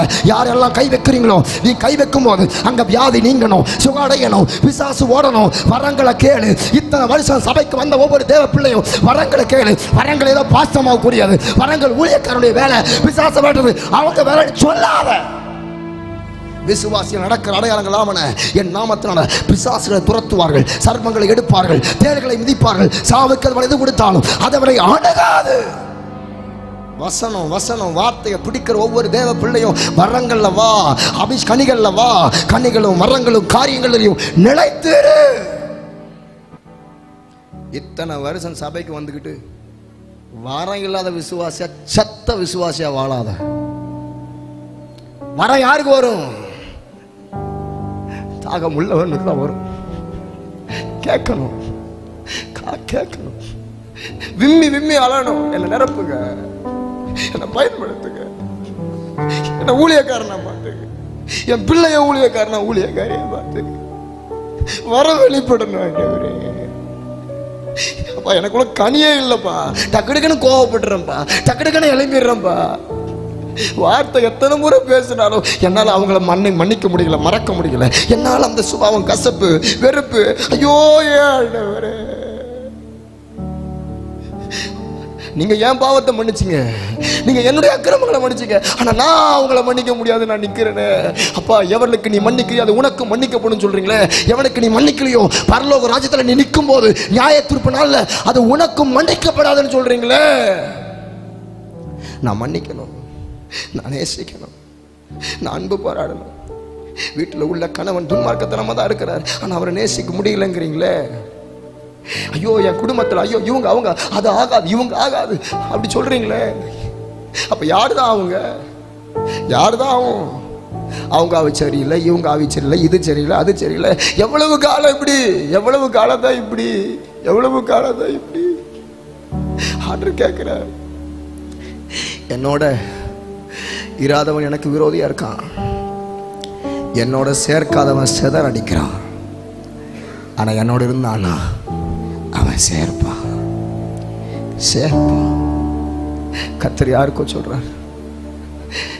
ஏன் 9 முறை பேசுறேன்னா, வரங்களை விட்டுறாத, கனியை விட்டுறாத எலியா, இன்னும் கொஞ்சம் தாண்டா, இன்னும் கொஞ்சம் தாண்டா, இன்னும் கொஞ்சம் தாண்டா. 1 ராஜாக்கள் புஸ்தகத்துல 21ஆம் அதிகாரம் வரைக்கும் பேசின ஆண்டவர், அதுக்கப்புறம் 2 ராஜாக்கள்ல எலியாவோட கர்த்தர் பேசவே இல்லை, தூதன் தான் பேசினான். தூதன் தான் பேசினான். தூதன் பேசுனது 4 முறை. தூதன் தான் பேசினான். தூதன் தான் பேசினான். கர்த்தருக்கு அப்புறம் பேசவே இல்லை. அப்படின்னா என்ன அர்த்தம்? ஓட்டத்தை முடித்த விசுவாச காத்துக்கொண்ட நீதியின் கீழே எனக்காக வைக்கப்பட்டிருக்குன்னு பரலோக ராஜ்யத்துக்கு நேரம் போக ஆசைப்படுற என் மகனே மகளே, ஓட்டம் சரியா ஓடிடணும்டா, கனியை மட்டும் விட்டுறாதுடா எலியா. எலியா வரத்தை விட்டுறாதடா எலியா. ஊழியமே செய்யாத ஒரு விசுவாசியா, ஒத்த ஆளுக்கு சுவிசேஷம் சொல்ல தெரியாத விசுவாசியா வாழ்ந்துடாதடா. நான் ஒருத்தன் சொல்றேன், 7000 இருக்குடா, 7000 இருக்குடா, 7000 இருக்குடா. எனக்கு ஏன் தலையெடுக்க பாக்குறான், ஏன் தலையெடுக்க பாக்குறான்? நீ அழாதடா. உன் தலையை எடுக்க பாக்குறான் நீ சொன்ன, ஆனா உனக்கு தெரியும் உன் காலத்துலதான் ஆகாப் அழிந்தான். ஏன்னா நான் உன் கூட இருந்தேன்டா. உனக்கு தெரியும் ஆகாப்புக்கு அடுத்து வந்த அவன் குமாரன் அகசியா, அவனும் செத்தான். நீ அழியல, உனக்கு தெரியும்டா, நான் அவன் கூட இருந்தேன்டா. நீதான் புலம்பிட்டு இருக்கிற, நீதான் சொல்லிட்டு இருக்கிற. ஆகாப் அழிந்தான், அகசியாவும் அழிந்தான். ஆண்டவரால் அழைக்கப்பட்ட எலியா அழியவில்லை. எலியா அழியல, எலியா அழியல, எலியா அழியல, எலியா அழியல. வார்த்தை வார்த்தை வார்த்தை. நான் இன்னைக்கு இது ஒரு பாயிண்ட் தான் பேசியிருக்கேன்னு நினைக்கிறேன். நாளைக்கு கண்டினியூ பண்றேன். நான் ஆண்டவர்களோட பேசிட்டாரு, நான் விசுவாசிக்கிறேன். நான் இன்னும் சில விடணும்க்கா. சிலதை விடாத வரைக்கும் நம்ம பெருமலையின் இறைச்சலை பார்க்கவே முடியாது. விடாத வரைக்கும் தேசத்துல எழுப்புதல கர்த்தரே தேவன் ஜனங்க சொல்லவே முடியாது. அக்கினி எங்க தெரியுமா இறங்கணும்? தேசத்துல இறங்க முடியும். முதல்ல சபையில இறங்கணும், மேல் வீட்டு அறையில இறங்கணும், இங்க இறங்கணும், இங்க இறங்கணும். நம்ம மாறாத வரைக்கும் எழுப்புதல் வராது. நம்ம மாறாத வரைக்கும் உன் பிள்ளை மாறணும், உன் கணவனார் மாறணும்னு சொல்லாத. நீ எங்கேயோ ஒரு ஓட்டை வச்சுக்கிட்டு, என் தகப்பனார் இன்னைக்கு ரட்சிக்கப்படல, எங்கள் அப்பா இன்னைக்கு ரட்சிக்கப்படல. ஆனால் ஆண்டவர்கிட்ட நிறைய பேரை அவர் சொல்லி அனுப்புவார், என் மகன் பாஸ்டர், என் பிள்ளை பாஸ்டர். ஆனால் இன்னைக்கு வரைக்கும் எங்கள் அப்பாவை நான் ரொம்ப நேசிக்கிறேன். எங்கள் அப்பாவுக்காக இன்னைக்கு வரைக்கும் ஜெபம் பண்ணுறேன். என் தகப்பனார் ரட்சிங்க ஆண்டவர், என் தகப்பனார் ரட்சிங்க, பரலோகத்தில் அவரை பார்க்கணும் ஆண்டவர். நான் ஆகாரம் சாப்பிடும்போது மத்தியானத்தில் சில நபர்கள்லாம் வந்தீங்க. நான் சொன்னேன், இங்கே இருக்கிற தகப்பன்மாரெலாம் சொன்னேன், குடும்பமாக நீங்கள் ஆண்டவர் சபைக்கு வரீங்களே, இந்த உலகத்திலேயே பெரிய 2 ஆசீர்வாதம். 1, குடும்பமாக ஆண்டுடைய ஆலயத்துக்கு வர்றது, அப்பா என்ன பெரிய ஆசீர்வாதம் தெரியுமா? 2வது அப்பாவுக்கு ஊழியம் செய்கிறது, இந்த உலகத்திலேயே 2 விலை மதிக்க முடியாத ஆசீர்வாதம். உன் பிள்ளை நரகத்தில் எரிஞ்சுக்கிட்டு இருக்கும்போது நீ பரலோகத்தில் சந்தோஷமா இருக்க முடியுமா? உன் குடும்பத்தில் பிறந்தவன், உடன் பிறந்த சகோதரன் சகோதரி, அவங்க நரகத்தில் எரிஞ்சிட்டு இருக்கும்போது நீங்க சந்தோஷமா இருக்க முடியுமா? உங்க வீட்டில் உங்க நண்பன், உங்க பக்கத்து வீட்டில் உள்ளவங்க நரகத்தில் ஐயோன்னு கதறிட்டு இருக்கும்போது நீங்க சந்தோஷமா இருக்க முடியுமா? பரலோகத்தில் உன் அப்பா, உன் அம்மா, உன் பிள்ளை, ஐயோ உன் மகன் நரகத்தில் எரிந்து கொண்டிருக்கும் போது சந்தோஷமா இருக்க முடியுமா? பரலோகத்துல சந்தோஷமா இருக்க முடியுமா? சந்தோஷமா இருக்க முடியுமா?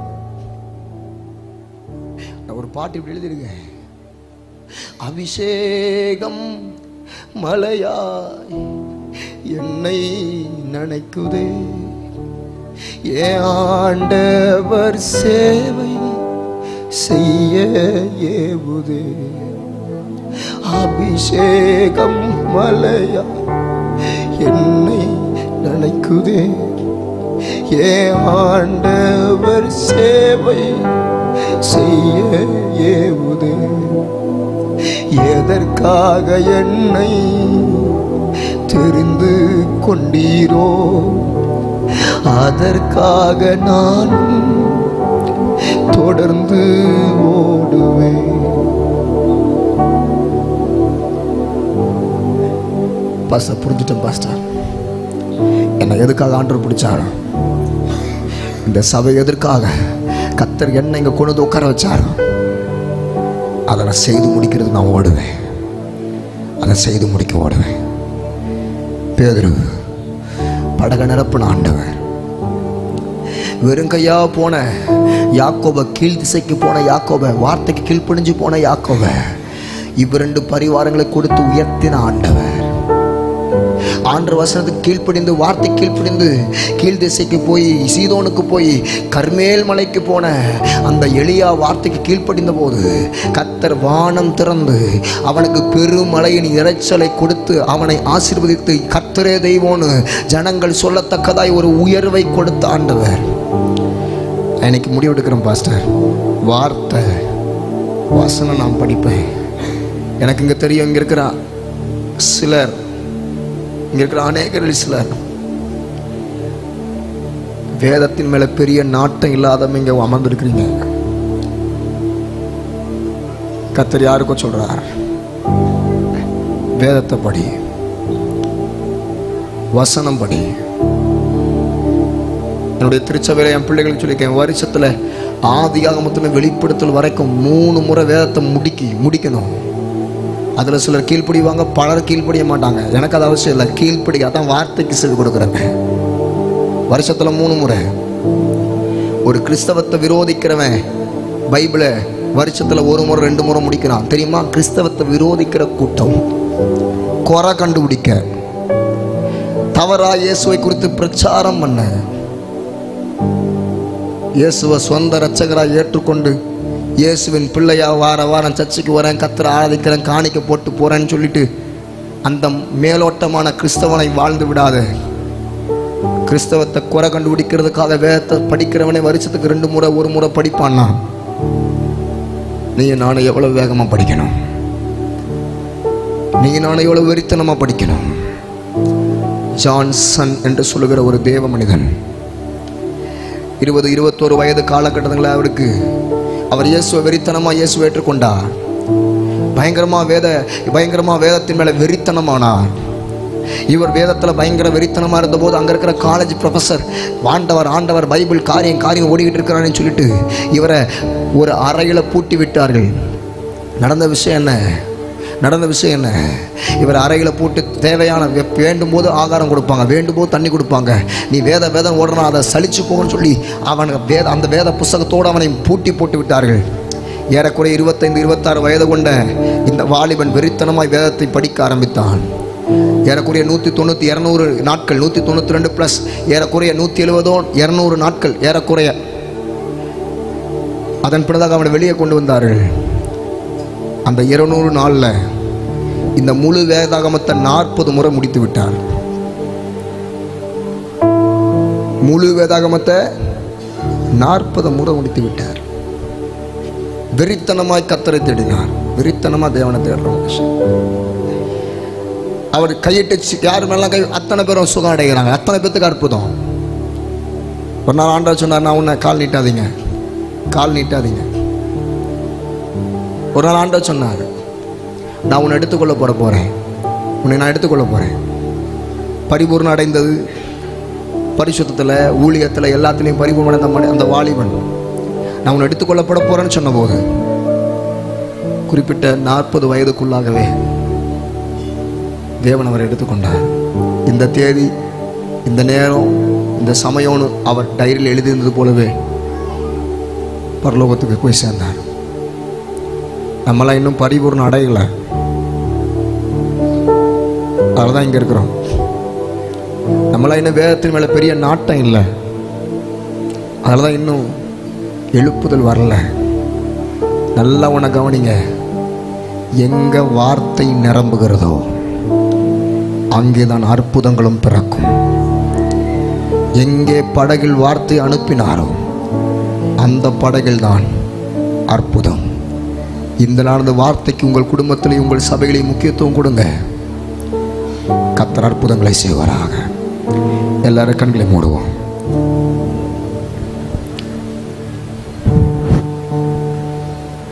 நாளைக்கு இதை கண்டினியூ பண்ணுறேன். நாளைக்கு நேர பொழுதுலையே வார்த்தைக்கு நாம் ஆயத்தப்படுவோம்.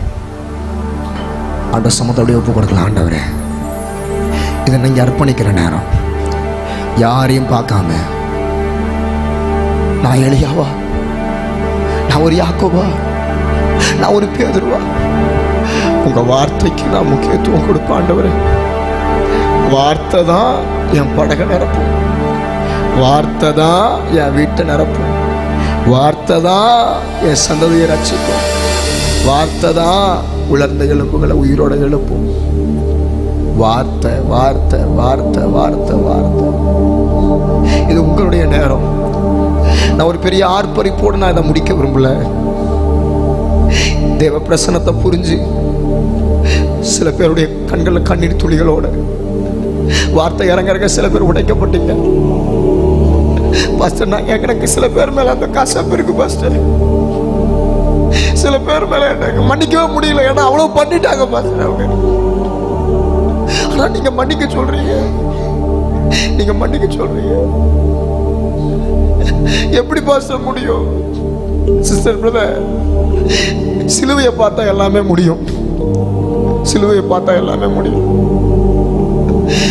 ஒருத்த கண்ணத்துல ஓங்கி அடிக்கிறான். உன்னை அடிச்சது யாருன்னு கண்ணை மூடிட்டு கண்ணை கட்டிட்டு இயேசு அடிக்கிறான். உன்னை அடிச்சது யாரு சொல்லு, ஞான திருஷ்டியில சொல்லு. இயேசு அப்போ அமைதியாக இருப்பார். ஒருத்த குட்டி சொல்றான், உன்னை அடிச்சது யாரு, உன்னை அரைஞ்சது யாரு, அப்போ தாழ்மையா தான் இருந்தாரு. சாட்டையில 39 அடி அடிச்சாங்க, அப்போ பொறுமையா தான் இருந்தாரு.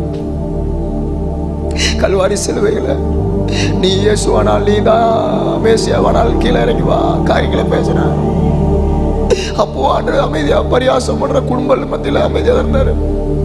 தேவாலயத்தை இடிச்சு 3 நாளைக்குள்ள மறுபடியும் கட்டுறவனே கொஞ்சம் இறங்கி வாடான்னு பேசுறாங்க, அப்போ ஆண்டு பொறுமையாவே இருந்தார். பக்கத்துல உள்ளவன் சொல்றான், நீ தேவனுடைய குமார், நான் உன்னையும் ரட்சித்துக்கொள், என்னையும் ரட்சின்னு சொல்றான். அப்போ ஆண்டவர் யுத்தம் பண்ணல, அமைதியாக இருந்தார். ஒரு கடவுள ஆண்டவர் சொன்னாரு, பிதாவே இவளுக்கு மன்னிங்கப்பா, இவங்க தெரியாம செய்யறாங்கன்னு சொல்லி ஆண்டவர் பகைக்கிற, விரோதிக்கிற, பரியாசப்படுத்துகிற, கேலி கிண்டல் அடிக்கிற, கேவலப்படுத்துகிற இத்தனை நபர்களை அவர் இவர் தெரியாம செய்யறாங்கன்னு சொல்லி அழுவாருன்றா,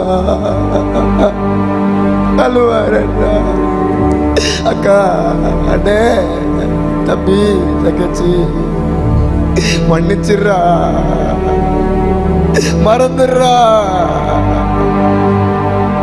விட்டு கொடுத்துடுறா ஆண்டவருக்கு உங்களை. எனக்கு என்னவோ பண்ணுது பாஸ்டர், ஏதோ ஒன்று நடக்குது பாஸ்டர் எனக்குள்ள. வார்த்தை இறங்க இறங்க நான் தான் எங்கேயோ ஆர்டரை விட்டு தூரம் போயிருக்கணும். நான் இப்ப மீண்டும் வர பாஸ்டர். நான் தான் வேதத்துக்கு முக்கியத்துவம் கொடுக்கல, நான் தான் வார்த்தையை நம்பல, நான் தான் கீழ்படியல, நான் தான் பேதுருவை போல விட்டுட்டு ஓடிட்டேன். என் படகு பெருமையா இருக்கு பாஸ்டர், என் படகு நிரம்பிடும்டா. இன்னைக்கு ஆண்டவர் தீர்க்கமா பேசிட்டாரு, நான் தான் வரணும் சமூகத்துக்கு. நீ கேட்கறத கொஞ்சம் கொடுக்கும் போது அந்த கொடுத்ததுக்கு அப்புறம் உடனே பின் வாங்கிடுற, அப்படி சிலருக்கு இருக்கீங்க. நீ எதிர்பார்க்கறத கர்த்தர் கொடுத்த உடனே டக்குன்னு சமூகத்தை மறந்துடுற, ஊழியத்தை மறந்துடுற, வேலையின் மேல நாட்டை கொண்டு, உறவுகள் மேல நாட்டை கொண்டு நீ சுத்துற, அப்படி சிலருக்கு இருக்கீங்க. கர்த்தர் சொல்ற, உனக்கு இல்லாத போது நான் தான் உன்னை தேடி வர்றேன்டா. எல்லாம் இருக்கும் போது நீ ஏப்பா என்னை விட்டுட்டு ஓடுற, நீ ஏப்பா உறவுகள் காரியன்னு ஓடுற. உனக்கு ஒண்ணு இல்லாத போது உறவுகள் வரல, நான் தான் உனக்கு வந்தேன். நீ எல்லாராலையும் கைவிடப்பட்டு வியாதிப்பட்ட நிலைமையில படுக்கும் போது யாரு வரல, நான் தான் உனக்கு வந்தேன். ஆனா நீ நீ இன்னைக்கு ஆசீர்வதிக்கப்பட்டிருக்கும் போது, சுகம் அடைஞ்சிருக்கும் போது, அவங்க வராங்கன்னு உடனே என்ன ஓரத்துல ஒதுக்கி வச்சுட்ட பத்தியா? என்ன ஓரத்துல ஒதுக்கி வச்சுட்ட பத்தியா? என் சமூகத்தை, என் ஜெப நேரத்தை, நீ என்னை சந்திக்கிற நேரம், நீ என் வார்த்தைய, இந்த ஜீவனுள்ள வார்த்தையை படிக்கிற நேரத்தை தேவையில்லாத ஒரு மொபைல் போனுக்கு இடம் கொடுத்துட்ட பத்தியா? நீ போற இடத்துல, வேலை ஸ்தலத்துல உன் நண்பரோட பேசுற, உன் ஓனரோட பேசுற, உன் மேனேஜரோட பேசுற, வீட்டுல உன் கணவனோட, மனைவியோட, பிள்ளையோட, எல்லாரோடையும் பேசுற, வெளியிடத்துல ரிலேஷனோட பேசுற, போன் கால் வந்தா உன் தோழியோட, உன் தோழனோட பேசுற. ஆனா என் கூட பேசுறியா? என் கூட இப்படி பேசுறியா? என்னோட பேசுறதுக்கு உனக்கு என்ன வந்துச்சா? உனக்கு என்ன வந்துச்சா? நான் உன் கூட பேசுறது இந்த வார்த்தையில தானே பேச விரும்புறேன். படிக்கிறதுக்கு என்ன வந்துச்சா? என் வார்த்தை, என் சத்தத்தை கேட்கறதுக்கு என்ன வந்துச்சா? என் சத்தம் கேட்கறதுக்கு என்ன வந்துச்சா? என் சத்தம் கேட்கறதுக்கு என்ன வந்துச்சா? என் சத்தம் கேட்கறதுக்கு என்ன வந்துச்சா? கீழ் திசையில, கீழ் திசையில, கீழ் திசையில, கீழ் திசையில, கீழ் திசையில, கீழ் திசையில, கீழ் திசையில, கீழ் திசையில. ஒரு 3 நிமிஷம் ஒரு சாட்சி ஆவியானவர் ஏவுறதுனால சொல்றேன். ஆவியானவர் ஏவுறதுனால சொல்றேன். எல்லாரும் அப்படி என்ன பார்க்கலாம். ஒரு 3 நிமிஷம் ஆவியானவர் என்னன்னு தெரியல, இந்த சாட்சியை சொல்லி ஏவுறாரு. திருப்பூர்ல ஒரு வயசான பாட்டி உண்டு. திருப்பூர்ல ஒரு வயசான தாய் என்னை ரொம்ப நேசிப்பாங்க. எனக்காக எப்பவும் ஜெபம்ட்டே இருப்பாங்க. எனக்காக நான் அந்த பகுதிக்கு வந்துட்டேன்னா உடனே என் மகன் ஏன் வரல, என் மகன் ஏன்னா 80 வயசை தாண்டின ஒரு வயசான பாட்டி, 80 வயசை தாண்டினவங்க, வெள்ளை சேலை கட்டிக்கிட்டு ஒரு பெரிய பரிசுத்தவாட்டி. ஒரு டைம் அவங்க சபையில் அவங்க கூடி உபவாசத்தில் அவங்க கூடி, அதாவது பெண்கள் மாத்திரம் 4-5 பேர் அப்படி கூடி உபவாசத்தில் அவங்க மேலே வந்து செபிச்சுக்கிட்டு இருக்கும்போது திடீர்னு ஜபத்தை முடிச்சுட்டு கொஞ்சம் டீ போடுங்கம்மான்னு உடனே டீ போடுறதுக்காக 2 சகோதரி கீழே இறங்கி போயிட்டாங்க. 2 சகோதரி கீழே இறங்கி போய் டீயை கொண்டு வந்து கொடுத்து பாட்டியம்மா கொடுத்துட்டு இவங்களும் அவங்க குடிக்கலான்னு சொல்லிட்டு அவங்க குடிச்சிட்டாங்க. குடிச்சதுக்கப்புறம் மறுபடியும் போய் எட்டி பார்க்குறாங்க. பார்த்தா அந்த டீ போட்ட அந்த பாத்திரத்தில் ஏற்கனவே பள்ளி விழுந்திருக்கு. இது தெரியாமலேயே அந்த டீயை போட்டதுனால இவங்க குடிச்சதுனா ஐயோ என்ன ஆகுமோ ஏதாகுமோன்னு ஒரு பெரிய பயம். உடனே நடந்த விஷயம் என்ன, ஐயோ வயது நிலைமையில என் அம்மா இருக்காங்களே, அந்த பாட்டியம்மா இருக்காங்களேன்னு இந்த சகோதரிகள் வேக வேகமாக மேல் மாடிக்கு ஓடி போய் பார்த்தா அந்த டீ குடிக்கப்படாமல் இருந்துச்சு. நடந்த விஷயம் என்ன, அம்மா இந்த டீயை குடிக்காதீங்கம்மா, பள்ளி விழுந்திருக்குதும்மா, இதை நாங்கள் குடிச்சிட்டோம் தெரியாம நீங்கள் குடிச்சிடாதீங்கன்னு சொன்னபோது அந்த அம்மா பார்த்து சிரிச்சுக்கிட்டே சொன்னாங்களா, சாவுக்கு அதுவான எது குடித்தாலும் அதை அணுகாதம்மா, நீங்களே குடிக்கும்போது நான் குடிக்காம அது எப்படி செத்தால் சாகரன்னு சொல்லி அந்த அம்மா அவங்க கண் முன்னதாக எடுத்து ஆறிப்போன டீயை மரமரன்னு குடிச்சு முடிச்சாங்களா. அப்படிப்பட்ட விசுவாச வீராங்கனை அந்த தாயார். அவங்க ஒரு குடிசை வீட்டில், கீழ் திசையான குடிசை வீட்டில், ஏன்னா அந்த செய்திக்கு அது பொருந்துன்னு சொல்றேன், கீழ் திசையான குடிசை வீட்டில் மழை பெய்தால் அந்த மழையின் ஊடாக தண்ணீர் கீழே இறங்கும். ஒரு பக்கம் தண்ணீர் நிரம்பிச்சுன்னா அந்த தண்ணீர் இறங்கி வாசல் வழியாக, அதாவது வீட்டிலிருந்து புலந்து வாசல் வழியாக அப்படியே ஓடுமாம் நதி போல. அப்படிப்பட்ட சூழல்ல எங்கேயோ 8க்கு 6ன்னு கொண்டு சொல்லுகிற ஒரு சின்ன சாலையில அந்த அம்மா, எனக்கு ஏன் இந்த கீழ் திசை, எனக்கு ஏன் இந்த வனாந்தரம், எனக்கு ஏன் இந்த குடிசையை கொடுத்துருக்கீங்கன்னு அந்த அம்மா அழுகல. அப்பா மழை பெய்யுதப்பா, இன்னைக்கு படுக்கிறதுக்கு இடம் இல்லையப்பா, இந்த தரை ஒரு மூலையில கொஞ்சோண்டு மண் தரை கொஞ்சோண்டு இருக்குது, ஆனா அதுவும் நனைஞ்சிருமோன்னு பயத்துல அந்த அம்மா இது நனையாம காத்துக்கொள்ளுங்கன்னு ஜெபம் பண்ணாங்களாம். அதே போல அந்த பகுதி மாத்திரம் நிலையாமல் கத்தர் காத்து அந்த குடிசை முழுக்க தண்ணீர், ஒரு பெரிய பெருமழை இருந்ததாம். அந்த குடிசை முழுக்க தண்ணீர் இருந்தாலும் இவங்க படுக்கிற அறையில் மாத்திரம், ஒரு படுக்கிற இடத்துல மாத்திரம் அந்த மண் தரை ஒருபோதும் சேதடையாமல் கத்தர் உலர்ந்த காரியத்தை அழகாக கத்தர் வச்சிருந்தாராம். இந்த அம்மா ஜெபிக்க ஆரம்பிச்சாங்க. எனக்கு குடிசை வாழ்க்கையை மாத்துங்கன்னு அழுகலை, எனக்கு இந்த காரியத்தை நிமித்தம் ஆண்டவரை என் சூழ்நிலை ஏன் இப்படி இருக்கு என்ன உயர்த்துங்கன்னு அவங்க புலம்பல.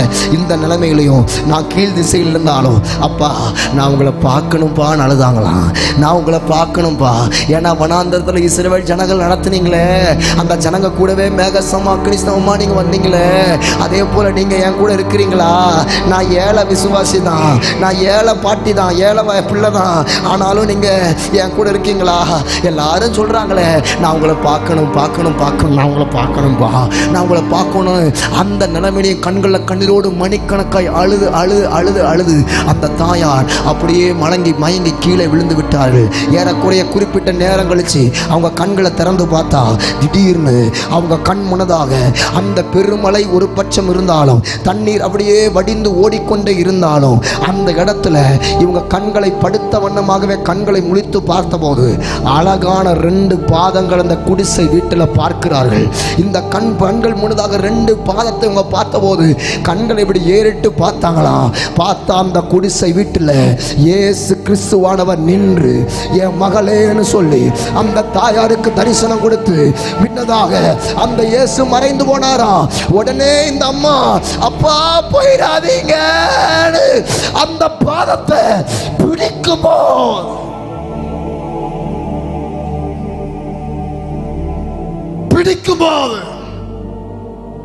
நீ நினைச்சிருக்கிற இயேசுவை சாதாரணமா, நீ நினைச்சிருக்கிற இயேசு கிறிஸ்துவ சாதாரணமா?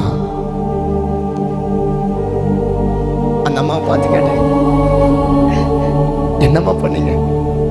அவரை தொட்டேன். எப்படி தொட்டீங்க? கை ஆடிட்டு இருக்கு, அந்த தாயார் உடம்பு தலை ஆடிட்டு இருக்கு, அப்படித்தான் நீக்கிருக்காங்க. இந்த கைதான் அவர் பாதத்தை தொட்டுச்சு, இந்த கைதான் அவர் பாதத்தை தொட்டுச்சு. அந்த பாட்டியை பார்த்தாலுமே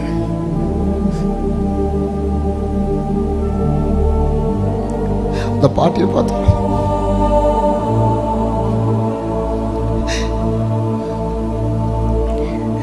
பெரிய மாளிகைகளை உயர்ந்த ஸ்தானத்தில் எங்கெங்கேயோ கிடக்கிறவன், படித்த மூலையிலையும் பதவி மூலியத்திலையும் பணபல மூலியத்திலையும் பேக்ரவுண்டு இருக்கிறவன் இந்த தாகத்தில் இருப்பான் எனக்கு தெரியாது. ஆனா எங்கேயோ ஏலத்தாய் கீழ் திசையின் வழியாய் கிடக்கிறவன், கீழ் திசையின் வழியாய் கிடக்கிறவன் தான் உங்களை பார்க்க, கீழ் திசையின் வழியாய் கிடக்கிறவன் தான் அழுவா. இப்ப எல்லாரும் கண்களை மூடலாம்.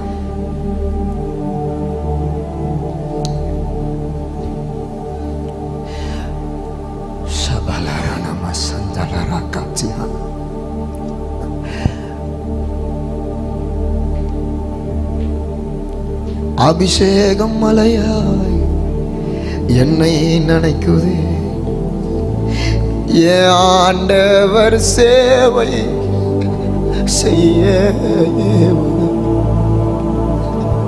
அபிஷேகம் மலையா என்னை நினைக்குதே, என் ஆண்டவர் சேவை செய்ய எதற்காக என்னை தெரிந்து கொண்டீரோ, அதற்காக நானும் பாட ஒரு அர்ப்பணிப்புல வரல. எதற்காக என்னை தெரிந்து கொண்டீரோ, அதற்காக நானும் தொடர்ந்து உமக்கும் எமக்கும் இடையில் எதுவும் ஒன்றோ வரவிட மாட்டேன். உம்மை எந்தன் கண் முன் வைத்து தொடர்ந்து முன்னேறி செல்வேன். உமக்கும் எமக்கும் இடையில் எதுவும் ஒன்றோ வரவிட மாட்டேன். உம்மை எந்தன் கண் முன் வைத்து தொடர்ந்து முன்னேறி செல்வேன். உமக்கும் எமக்கும் இடையில் எதுவும் ஒன்றோ வரவிட மாட்டேன். உம்மை எந்தன் கண் முன் வைத்து தொடர்ந்து முன்னேறி. இந்த ஒரு வார்த்தையெல்லாம் சொல்லாமா? உமக்கும் எமக்கும் இடையில் எதுவும் ஒன்றோ வரவிட மாட்டேன். உம்மை எந்தன் கண் முன் வைத்து தொடர்ந்து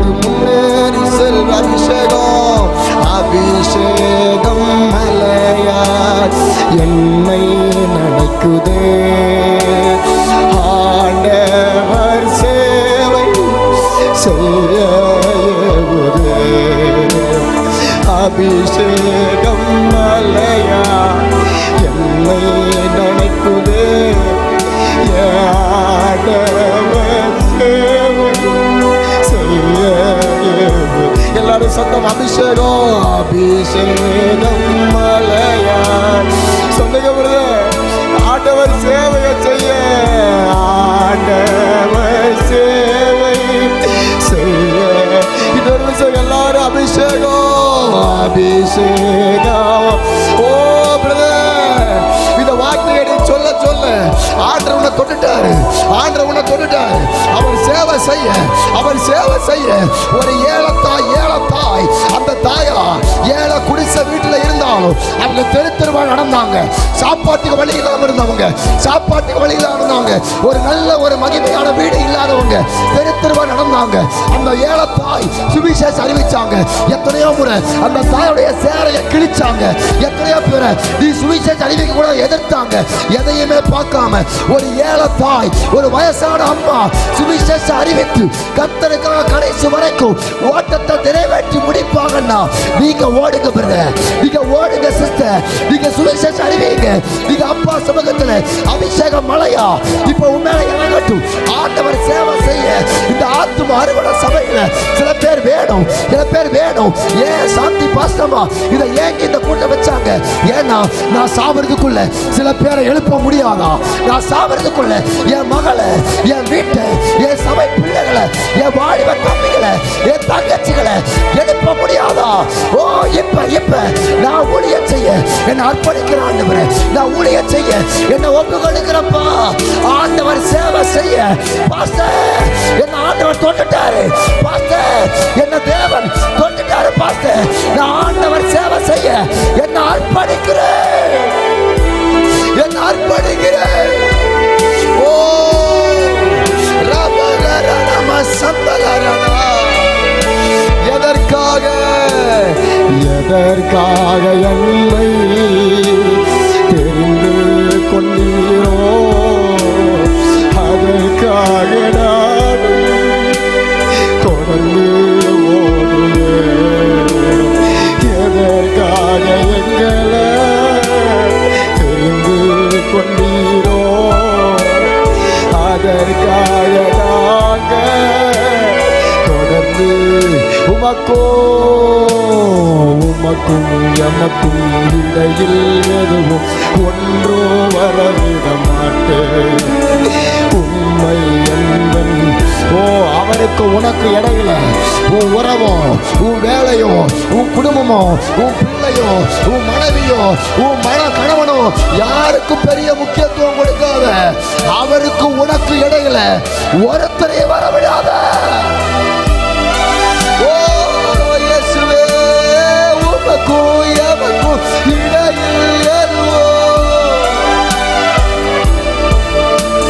உண்மை எந்தன் கண்முன் வைத்து தொடர்ந்து முன்னேறி செல்வே. யாத்திரையில் நான் சென்றிடுவேன். யெகோவாவை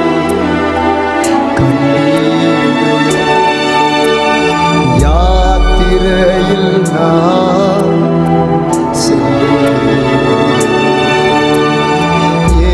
யெகோவாவை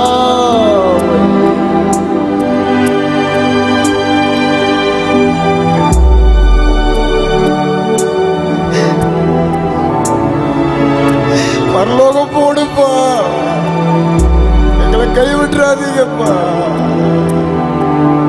பணகாசு இல்லதாப்பா, பல நெருக்கதாப்பா. எங்க பிள்ளைகள் பல கஷ்டங்கள்ல பாடுகள்ல இருக்கிறது உண்டுதாப்பா. ஆனாலும் இந்த கீழ் திசையிலேயே எங்களை வைக்க மாட்டீங்கப்பா. எங்களுக்கு சமனான பூமியில எங்களை கொண்டு வந்து நிறுத்துவீங்கப்பா. ஒரு நாள் வரும், அன்னைக்கு பேட அடராத்து மலையில தங்கினது போல எலியாவை கர்மேல் மலையில கொண்டு வந்தது போல, ஆபிரகாம மோரியா மலையில் நிறுத்தினது போல, மோசைய சீனாய் மலையில கொண்டு வந்தது போல, நீங்க ஒலிவ மலையில ஏறி போனது போல, இந்த ஆத்மா அறுவடை சபையோ பரலோக மலையில நீங்க ஒரு நாள் எல்லாரும் நீங்க சேர்க்க போறீங்கப்பா. அந்த மலைக்காக சோதரம், அந்த மலைக்காக சோதரம்.